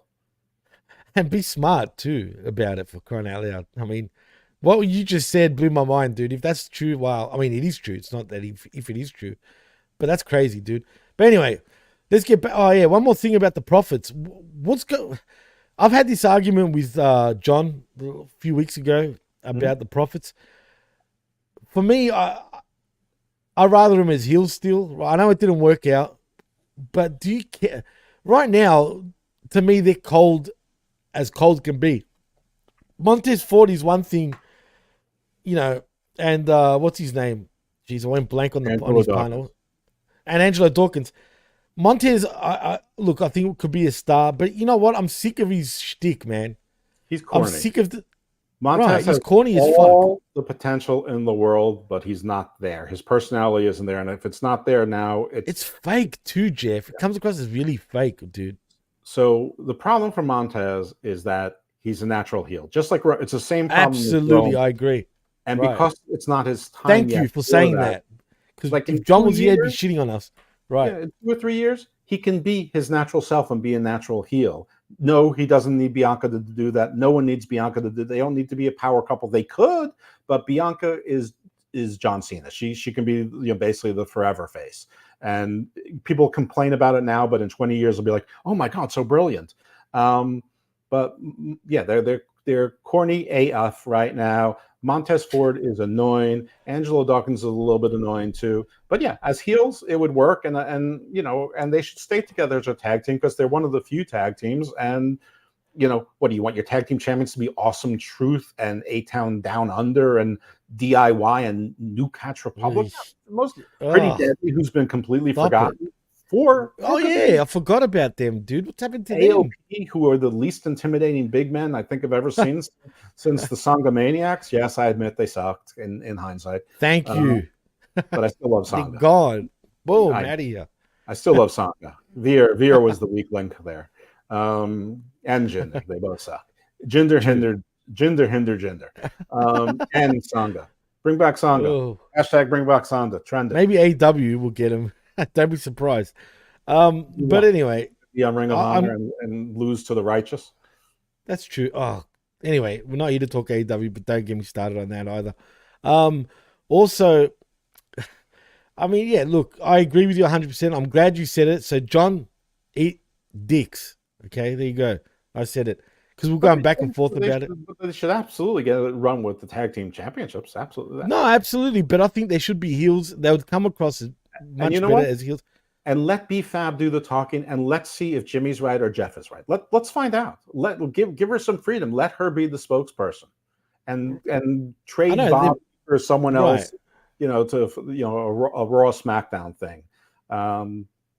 Whatever. Anyway, moving on. Anyway, LA Knight and the Street Profits do win by pinfall with a frog splash from Montez Ford onto Grayson Waller, and that's that. After the blunt force by LA Knight. Oh yeah, but yeah, I'm just saying what it really is. But yes, that's what it was but to end the match. Star got his finisher, and I mean that's the. Well, actually, we had to see that. Also, actually, about LA Knight, do you think WWE have cooled off on LA Knight, even though the fans are still behind him? But I feel like slowly, I don't want to say they don't give a shit, but they're starting to not give a shit like they did say a couple of months back. No, he's gonna face Logan Paul at SummerSlam for the U.S. title and win it. I mean, we've been saying that. I've been saying it for right. months. No, that's true. I said that too. When they had I mean, listen. This is what wrestling fans are weird because they think everybody needs to be in a prominent spot. What are you gonna do? You just had Cody finish a 3-year. It's bad timing. Him getting over is actually bad timing. So bad timing to get over. But they're building a new bloodline story. They're building a bloodline civil war. When the bloodline civil war is a bloodline civil war, then you might need a new person to be at the top of the card to face Cody, and that may be his time for that. He's fine. He's exactly fine. The crowd loves him. He's selling merchandise. He's making money. He knows this is a job. He's worked the indies in a bunch of shit promotions. He's making money. He's fine. People who think titles are real, they're silly. They're just an example that the company wants you to be high on the card. But if you're already high on the card, it doesn't matter. If you're already selling merch, it doesn't matter. So he's fine. He's gonna have a title. Don't you worry. It's no secret that he said this like publicly that he wants a world title run, not a US title, intercontinental title. He wants a world championship run. Will he get that though, Jeff? At 41, I don't know. Time will tell.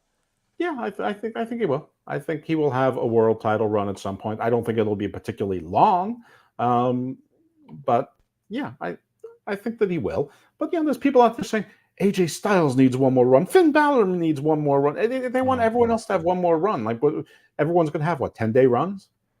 By the way, I've had the 10-day runs. It's no fun. No, they're not. Yeah, they're not fun. Neither are one-day runs. But anyway, we won't go there. But just wait till you've heard one day. You get a colonoscopy and you got to take that through. It's a force. I don't want to take that journey. Please, let's not go there. Just, you know what? Just bring your charger and all of your media into the bathroom and just never leave. Yo, come on. Anyway, you say come on when you were there. You're going to go. Should I listen to the Jeff?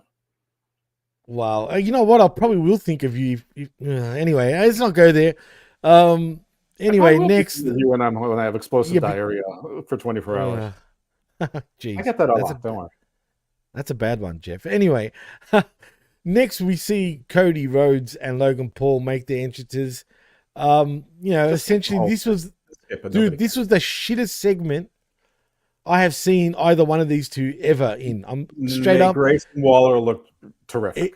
It fucking did, dude. Straight up. And I wrote in my notes, no shit. This was G-rated. This felt like child's play. It felt like, I don't know, man. It felt very kiddie shit, like it's for the kids, man. Even the brass knuckles look like they were made out of styrofoam with gold spray paint. Yeah, and it probably was 100%. It probably is. You know what I mean? The most interesting thing about this segment was Logan Paul's green leather Louis Vuitton jacket, which is probably like a $24,000 jacket. Oh, 100%. That's all. No shit. I'm not even going to get into this segment. This was the definition of PG. Even worse, I'll say it was G-rated. Like, it was that bad. This doesn't get a rating like this. This was shit. The rating was S for shit. This was shit. It was. It made Grayson Waller look interesting. It really did. I'm glad you felt the same way because that's how I felt. I was like, this is pathetic. But anyway, so yeah. No chemistry with each other. None. Zero. Yeah, it's kind of odd, man, because, Logan so far has been so good with all these feuds, you want to call them. I think he's being But this, exposed. He's being overexposed yeah, as somebody. He's one note, and he's great every now and then, but weekly, no, he's not. It's the same thing over and over again. actually, Chris brings up a good point too. Funny the lack of Prime being part of the show. That's interesting. That's true too. But they did just sign with C4 Energy, right? I mean, which is also interesting. Well, listen, I mean that might be that they're not allowed to sell Prime in Saudi Yeah, in Arabia. Saudi, maybe. Yeah, We have no idea what the reason for that is. Prime is still a sponsor of certain shows, but it may not be a sponsor of every show. right. Brennan wants to know, when is the Saudi show starting anyway? In 30 minutes. The pre-show is on right now, though I don't think the women's tag match has started yet. But Will it's be probably done going to in start. under 30 minutes. Right. The Literally, women's Jeff. tag match will probably start in the next, after introductions, probably in the next 10 to 12 minutes. What was the pre-show women's match again? It's tag team. It's Jade Okay, right. and Bianca on one leg versus Candice LeRae and Indy Hartwell, which totally deserve a title shot by losing almost every single match they're in. Oh, absolutely. 100% deserve it. This is going to be a squash match anyway, Jeff. Really, we're not going to miss out on anything. So, but they're going to, but they're going to tease. At some point, the question is whether or not they work as a team or whether or not there's an accident where Jade accidentally aggravates Bianca's knee injury. I mean, that's the only thing. But I think it's actually just going to be a squash match just to make the fans go happy, happy, joy, joy. They are planting seeds, though, Jeff, of dissension between Jade and Bianca Belair. In fact, Jade's the one that's being sort of like an airhead about it, like not noticing, even though I think she is. But, she's just playing like dumb, like, hey, being obnoxiously happy, shall I say. That's fine. She came to Bianca's defense last night, and she said, "What? What you say? What you say?" And Indy and Candice wisely sidle away. So no, it's fine. Of course, they're planting seeds, but everyone wants the explosion to happen right away. It's not going to happen right away. It's gonna take a bit. First of all, they have to build more women's tag teams. So they teased Sonya Deville, being with Shayna and Zoe. God, I wonder why. Has to get healthy for the actually be a Kabuki Warriors again. I don't know, but yeah, we'll see. But they're sowing seeds. But yeah, this is going to be a squash. The champs are going to retain their championships. If nothing else, that even Triple H isn't so stupid to put more titles on his literal indie darlings. Yeah. Next we get Bayley versus Chelsea Green it was a pretty quick match. I don't want to call it a total squash, but it was. Bayley wins by pinfall with the Rose Plant. But post-match, we get Piper Niven hitting the ring and tries to beat Bayley down, but Bayley puts a valiant fight. But eventually Piper plants her with the Black Hole Slam and follows it with a couple of sentons. Exactly.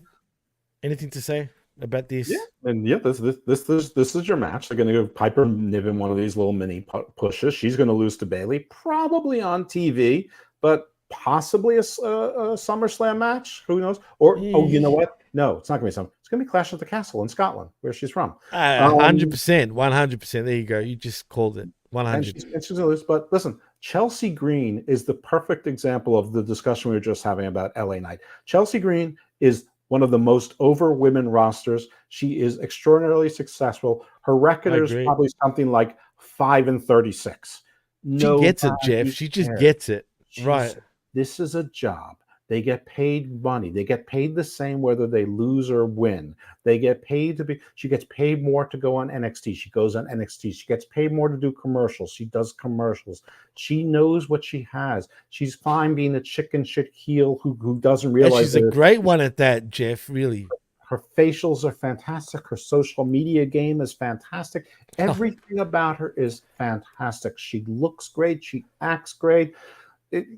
She is exactly what a pro wrestler is supposed to be.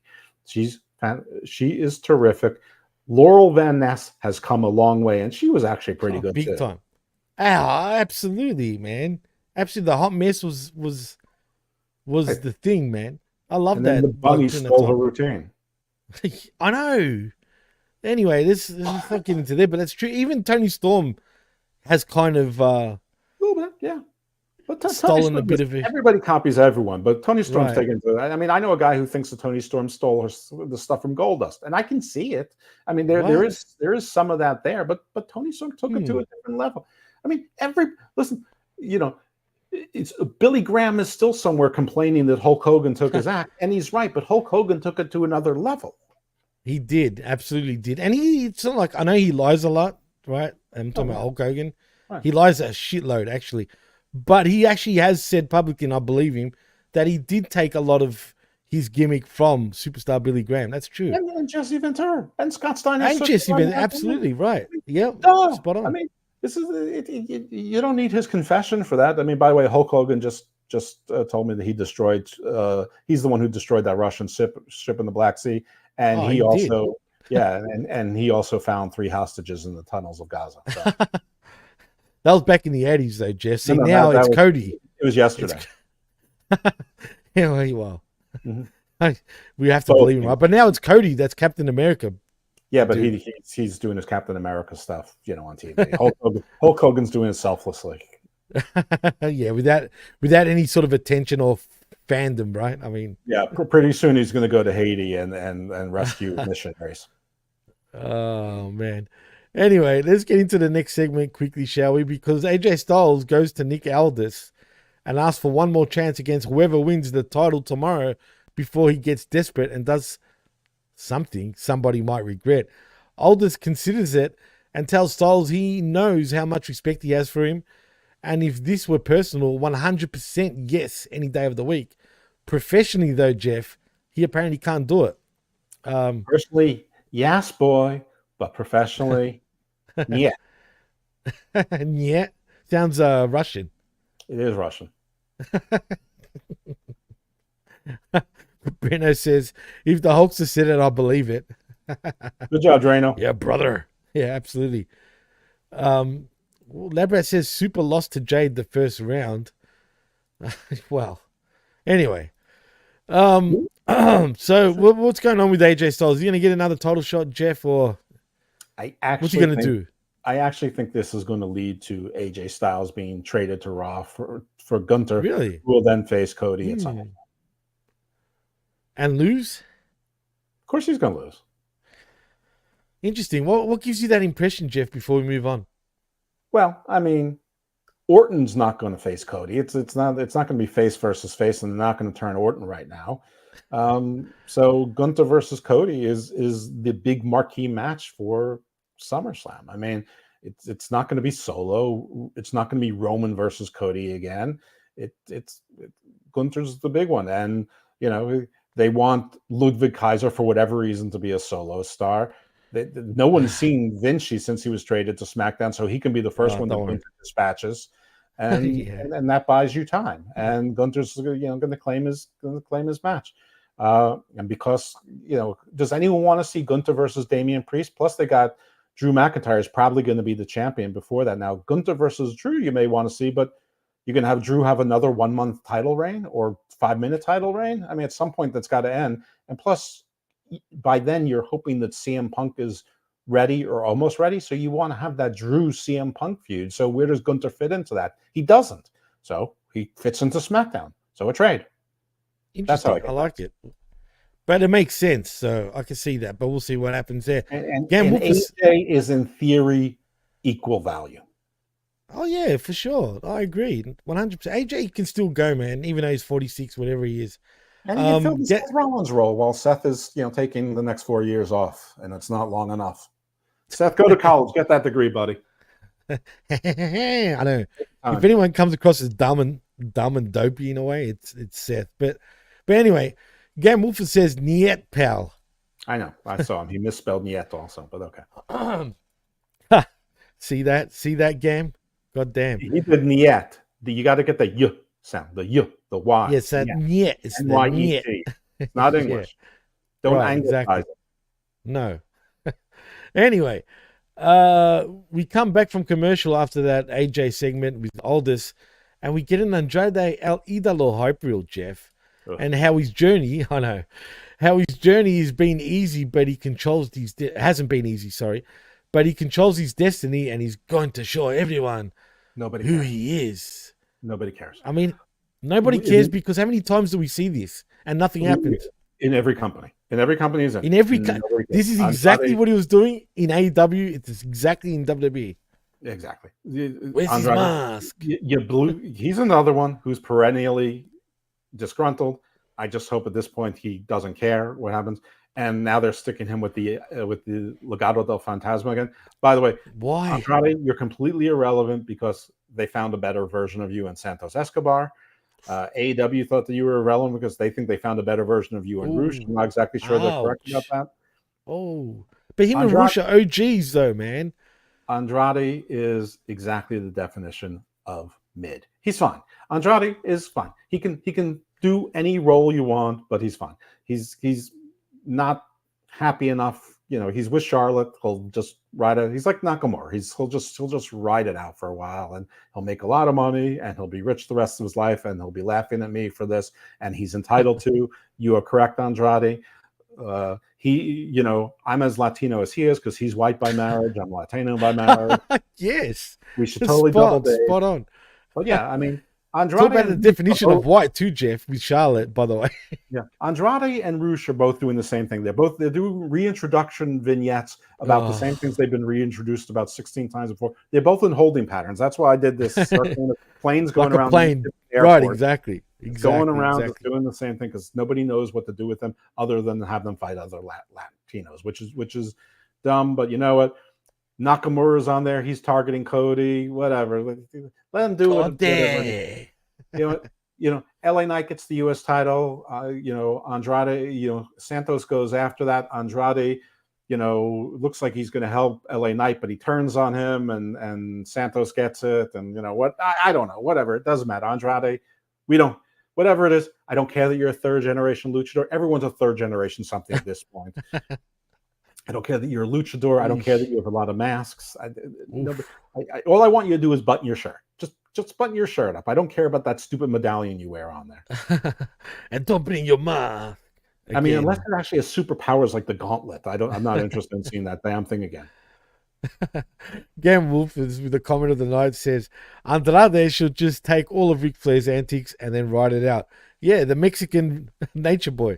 You know what? He's right. He should actually do everything Ric Flair does. He should do his promos except in Spanish and then go woo. Oh my god! He should wear his robe. He should drink too much. He should blow all his money. But only on camera, like not for real. He should be somewhere paying the tab for like a bunch of boobs. The bar tab for everybody. They should hire someone to play Terry Gordy. Silas Mason. They should have him there playing Terry Gordy and like have and get Terry Gordy into a bar fight instead of while Ric Flair walked away. He should embarrass like Dutch Mantel. I mean, the whole thing. God.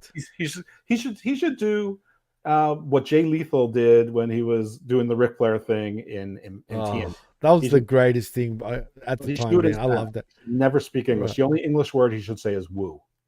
Well, Zane Vicious says El Woo. That's right. The only thing he should say, he should even call Charlotte Charletta. I don't know why that sounds entertaining, but it does. Gamble says woo with a U. Like woo. I'm a genius. But Labrat says just don't have a heart attack in the ring though. You know what? Do. Just fake it. Who cares? Shit. I guess. I mean, shit. Labra says, so I forgot. Zelina won the Queen of the Ring. I guess it wasn't memorable. Well, just saying. Anyway, you know what? El Idolo, Andrade should be the nature boy, but in the literal sense. He loves the great outdoors. He wears kind of like a cowboy hat. You know what I mean? Or maybe one of those bush ranger hats, like the Aussie ones, with those stupid shit hanging down. You know what I'm talking about? I know exactly what you're talking about. Or you could wear like one of the field hats where one flap is up, tied to the side of it. Yeah. But I noticed the one thing you're not saying. What? A sombrero.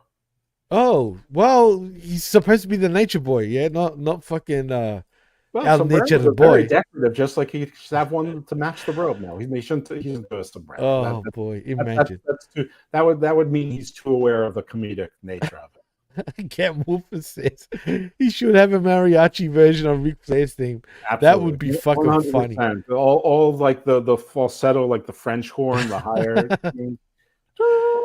Oh my god! I can hear it right now. No shit. That is money. Oh man, and Zane Richie says the Indiana Jones hat. Yeah, something like that. Not expensive enough. Not expensive enough. So screw No, you, you should Harrison have Ford. a Gucci or Louis Vuitton hat. I'm sure. I'm They sure Ray should. Mysterio's wife has one in her. In Or her. or what about a Kangol beret, Jeff? I mean, Wow. come on. What Yeah, about I used to have Raspberry? one in the 90s, dude. Original Kangol. Used to love Yeah. it. Okay. I wouldn't wear it now, but I don't even know what I was thinking back then. But anyway, it is Mm-hmm. what it is. Let's get back to the wrestling though, as we already were talking about wrestling. But we see Paul Heyman. He's backstage with Solo Sikoa. I'm just gonna say this: it's the same shit week in week out with what was said here, right? Basically, to cut it short, he says you don't know who you're dealing with, Solo, and this is obvious where it's going. The Tongans are outsiders, dude. You know what I mean? They are. They're the outsiders in 2024, literally. And they're the ones that are probably influencing Solo. This is how I take it. Anyway, that are feeding him shit just to infiltrate, the Samoan family. And if anyone knows anything about history, Tongan Samoans, they used to hate each other's guts back in the day, if you know what I mean. So this makes total sense. This is how I'm taking it. You could be looking at it in a different way. But am I wrong in saying that? You are way too close to the South Pacific.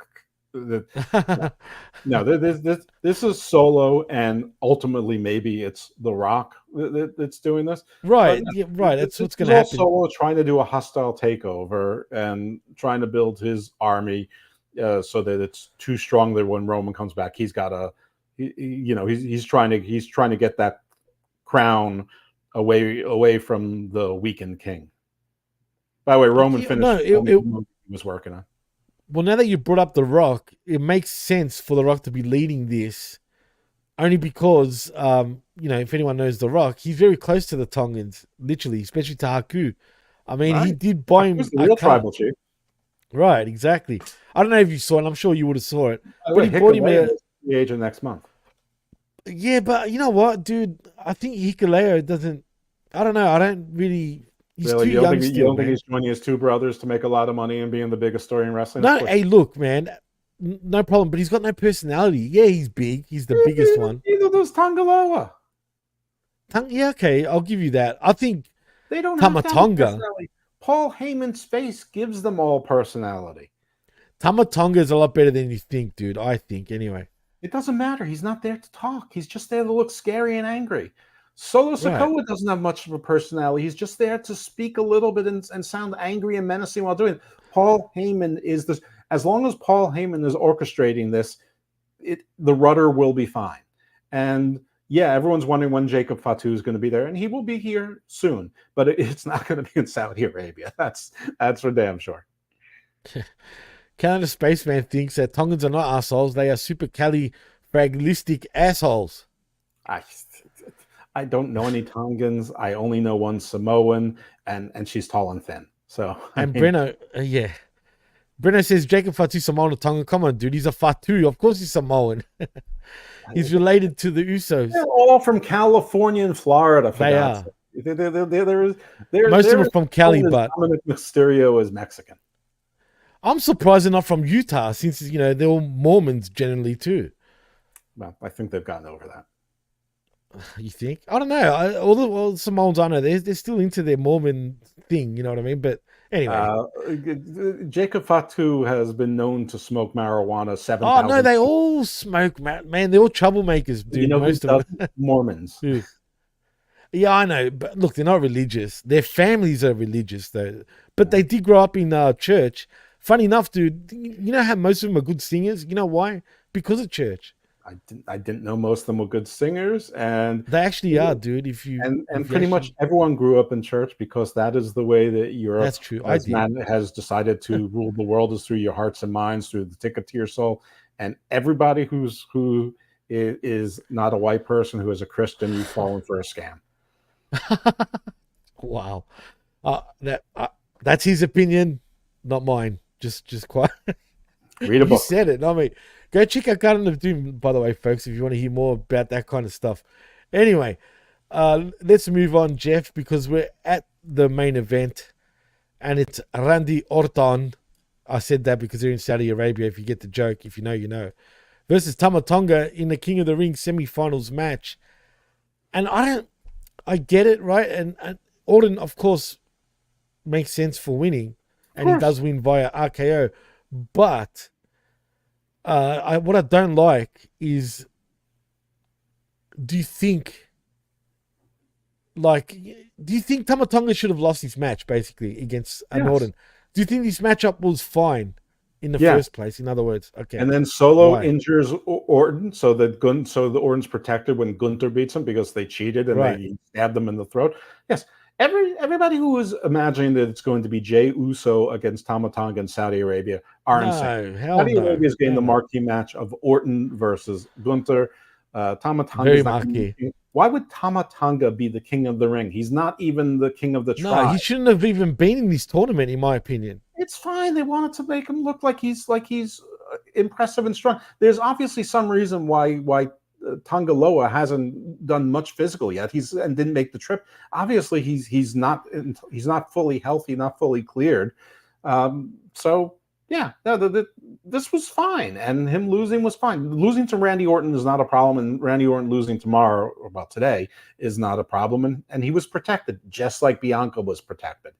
And Right. then It's and dead then we have obvious too. and then Orton going against the Bloodline with Kevin Owens. That's going to be a nice little side story for a while until the Bloodlines versus the Bloodline, and then it's going to go back to Cody versus the Bloodline, unless you actually are marked hard and think that Gunther's going to get that title at some point and keep it. He might get it in Berlin, but he's not keeping it till WrestleMania.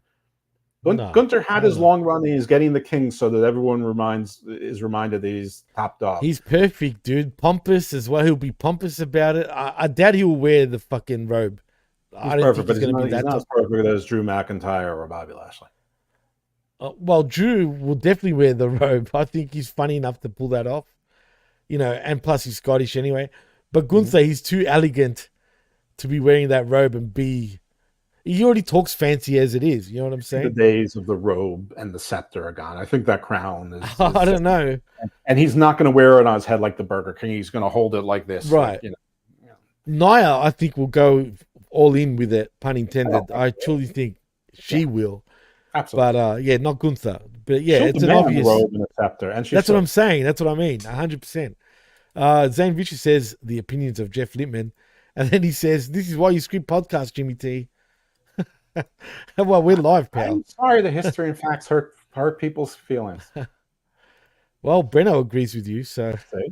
Thanks, Drano. there you go. Anyway, that was the main event. It was a decent match. I think, look, Orton made Tama look good, It was over. and vice versa. I think it was a decent match. I mean, it was all right, but again, The crowd made this show. The crowd was excited. They're in a different venue. They're in a bigger venue today, right?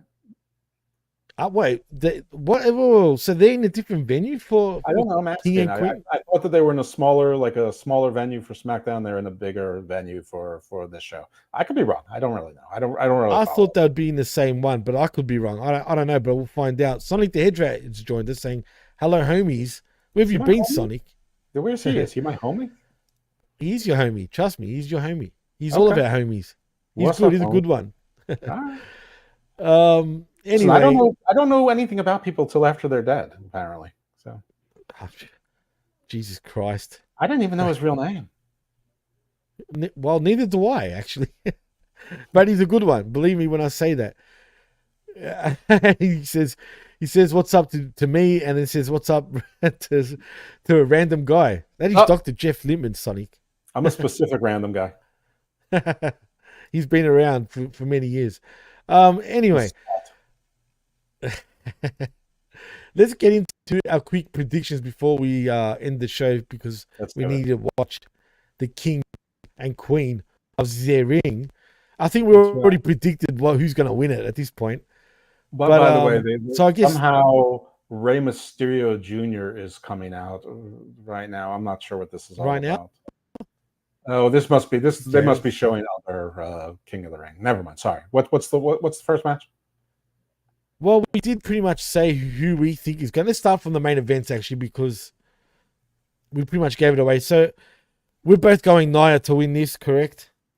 Not Nia and Gunther, King and Queen.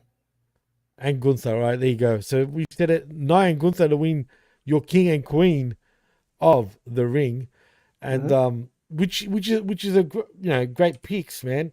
And let's see Of course they are. For the rest of the card, including the pre-show, which again we pretty much alluded to that Gil and Bianca Belair will defend their women's The championships. She-Vengers will win. What do you call them? The She-Vengers. Not the bitch Avengers. No, what's wrong with you? Come on, I mean, The shit. Chefettes. Hey, that's something for sure. This is only a 6-match card, isn't it? Mm-hmm. Which is, I mean, I like the shorter matches, but anyway, let's get into it proper because now we go into the main card. It is a singles match for your WWE Women's World Championship. It is Becky Lynch, your champion, versus Liv Morgan. Who you got, Jeff? Liv. Or okay, interesting. I would say Becky. Okay, I'm gonna go Becky for now. Like, as you want to say for now, Liv will get the championship because we're gonna get Mummy, defending Liv in the future. But I think she won't get it just yet. But we'll see. Maybe you're right. So you're going Becky. You're going Liv. I'm going Becky. We'll see what happens there. Next, we got a triple threat match for the WWE Intercontinental Championship. It is Sami Zayn, your champion, versus Chad Gable with Otis, and versus Bronson Reed. Sammy's going to retain, but I would love to see Bronson win this match, but Sammy surely retains, right, Jeff?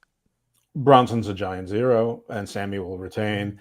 Otis is the one that plays a role in this, not helping Chad, whether or not it's purposeful or accidental. But yeah, Sammy retains.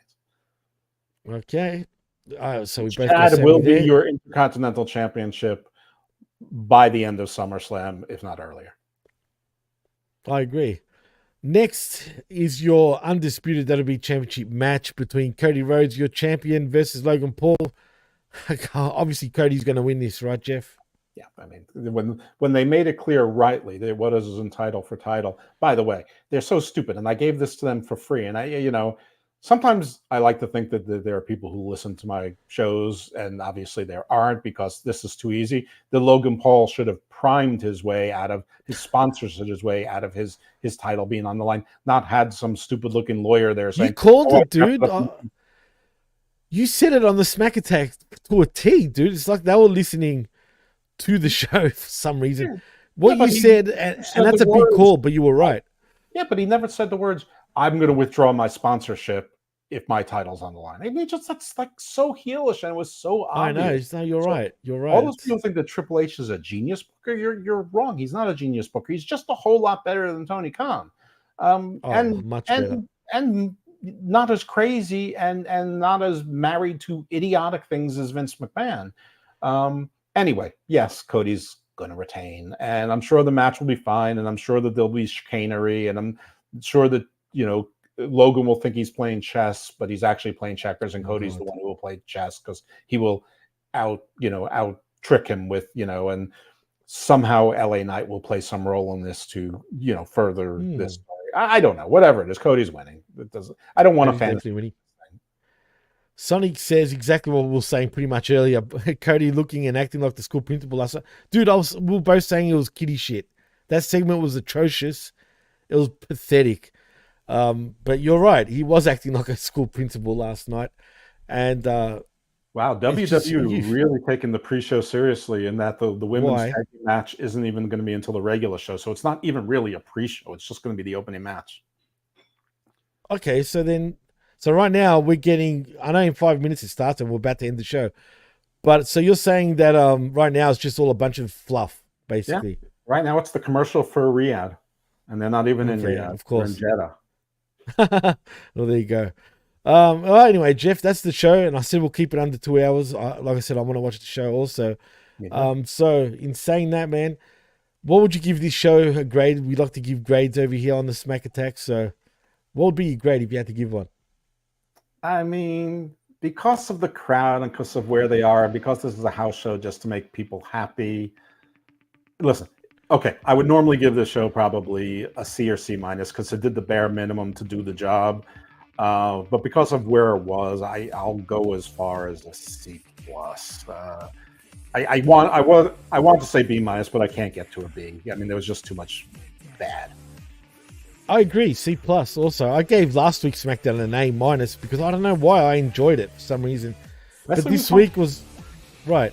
But this week, it just seems a whole bunch of meh. You know, so yeah, C plus is an appropriate. And they're pretty good. No, it wasn't. The middle. No, you're right. It just felt like, I don't know. This is one thing I've noticed before we go about Triple H's style of booking.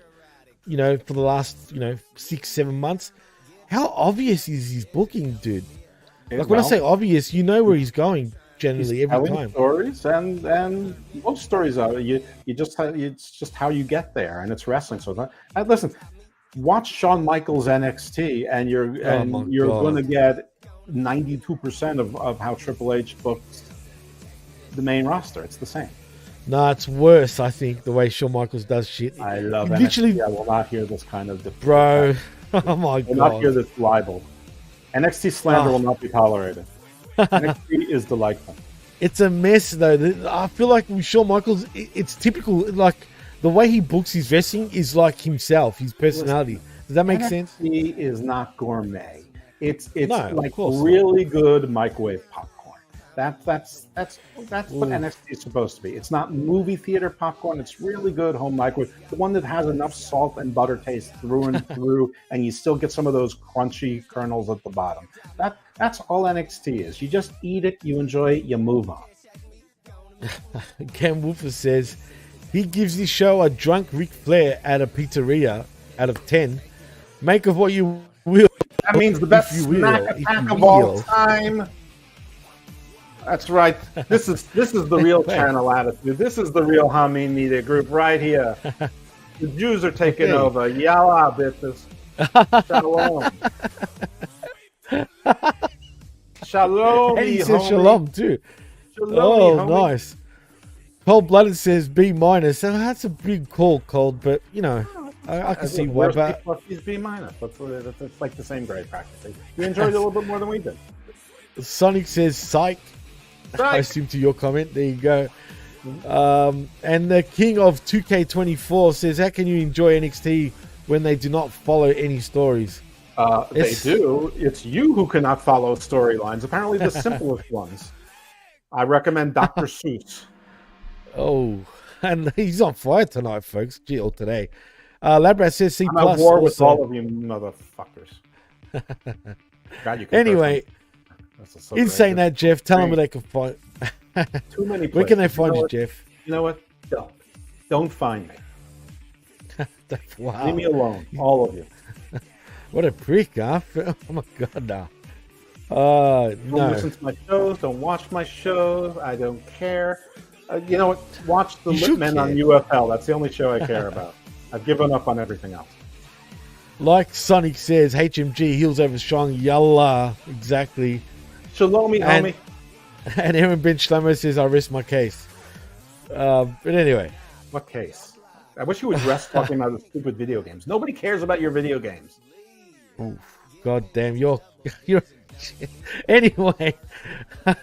And in saying that, you out there, nobody cares about your cats either. That I totally agree with. Nobody cares about your video games or your cats. We marginally I like care about your dogs either. I'll give you your fucking kids, but certainly not. But your cats, nobody cares. Oh, and stop shit! Anniversaries of Eddie Guerrero's death. Stop. That I agree to. People, unless they're like directly related to it. Enough already. Right. That I agree. I agree with. He says, "Don't be jealous, though, Jeff." First of all, spell jealous correctly. Secondly, I'm not jealous because I'm an adult and don't play video games. Oh shit!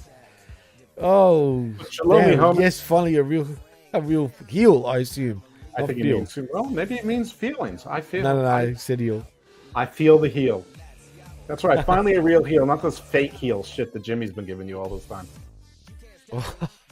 Damn, this guy is cold. Right there. It says it right there. It's right there. It's the first word. This is truth in advertising. He is the evil one. He's not evil dose for nothing. That's true. That's why he's controversial, folks. That's why I like him on the shows. It's not nice one. It's evil dose. That's true. Anyway, if you want to follow me, you can on the X right there at DJ Mass Effects. There it is. Also, like and subscribe right here. Demiurge. Yeah. Also, like and subscribe right here at channelattitude.com, where for $5, not only do you get the realest, but the best talk in all of professional wrestling.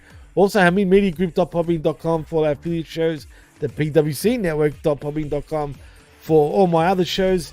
And that's a wrap. 3/4 of two great religions. Yeah, it's true. I'd love to talk religion, but wrong show, wrong time. Well, then again, John is a pastor, so, I mean... Oh, minister, sorry, minister. The sinister minister, apparently. Yeah. Anyway, someone's hungry. Close enough. Labrat says someone's hungry. I know, someone needs to give him a Snickers bar, angry. right? Jimmy's not hungry. What are you talking about?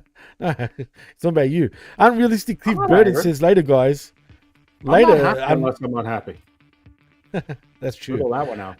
That's a fact, actually. But thank you for joining us, Mr. Unrealistic Cliff Burden. Yeah, I've never seen later for that.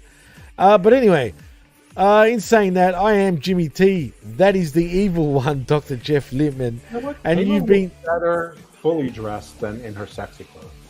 really? Yeah. Oh, I'm going to see that right now. She But actually in looks saying that, beautiful when she wears the low cut stuff, like she got very droopy breasts.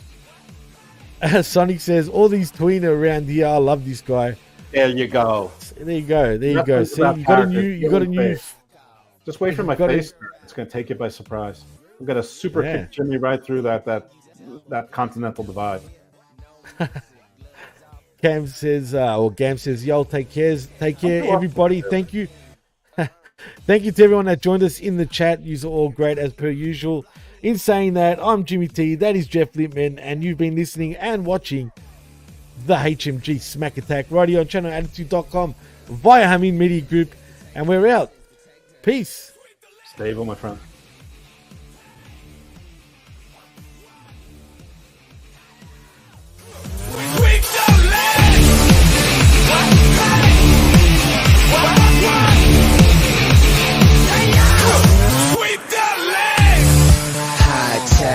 Defense mechanism, crane kick. I'm a lethal weapon, sensei. Dojo, black belt. Let's go, let's go, let's go, let's go. You can't stop me, you can't drop me, you can't block me. You can't break me, you can't check me. Gonna make me. This is the takedown. This is the takedown. This is the takedown.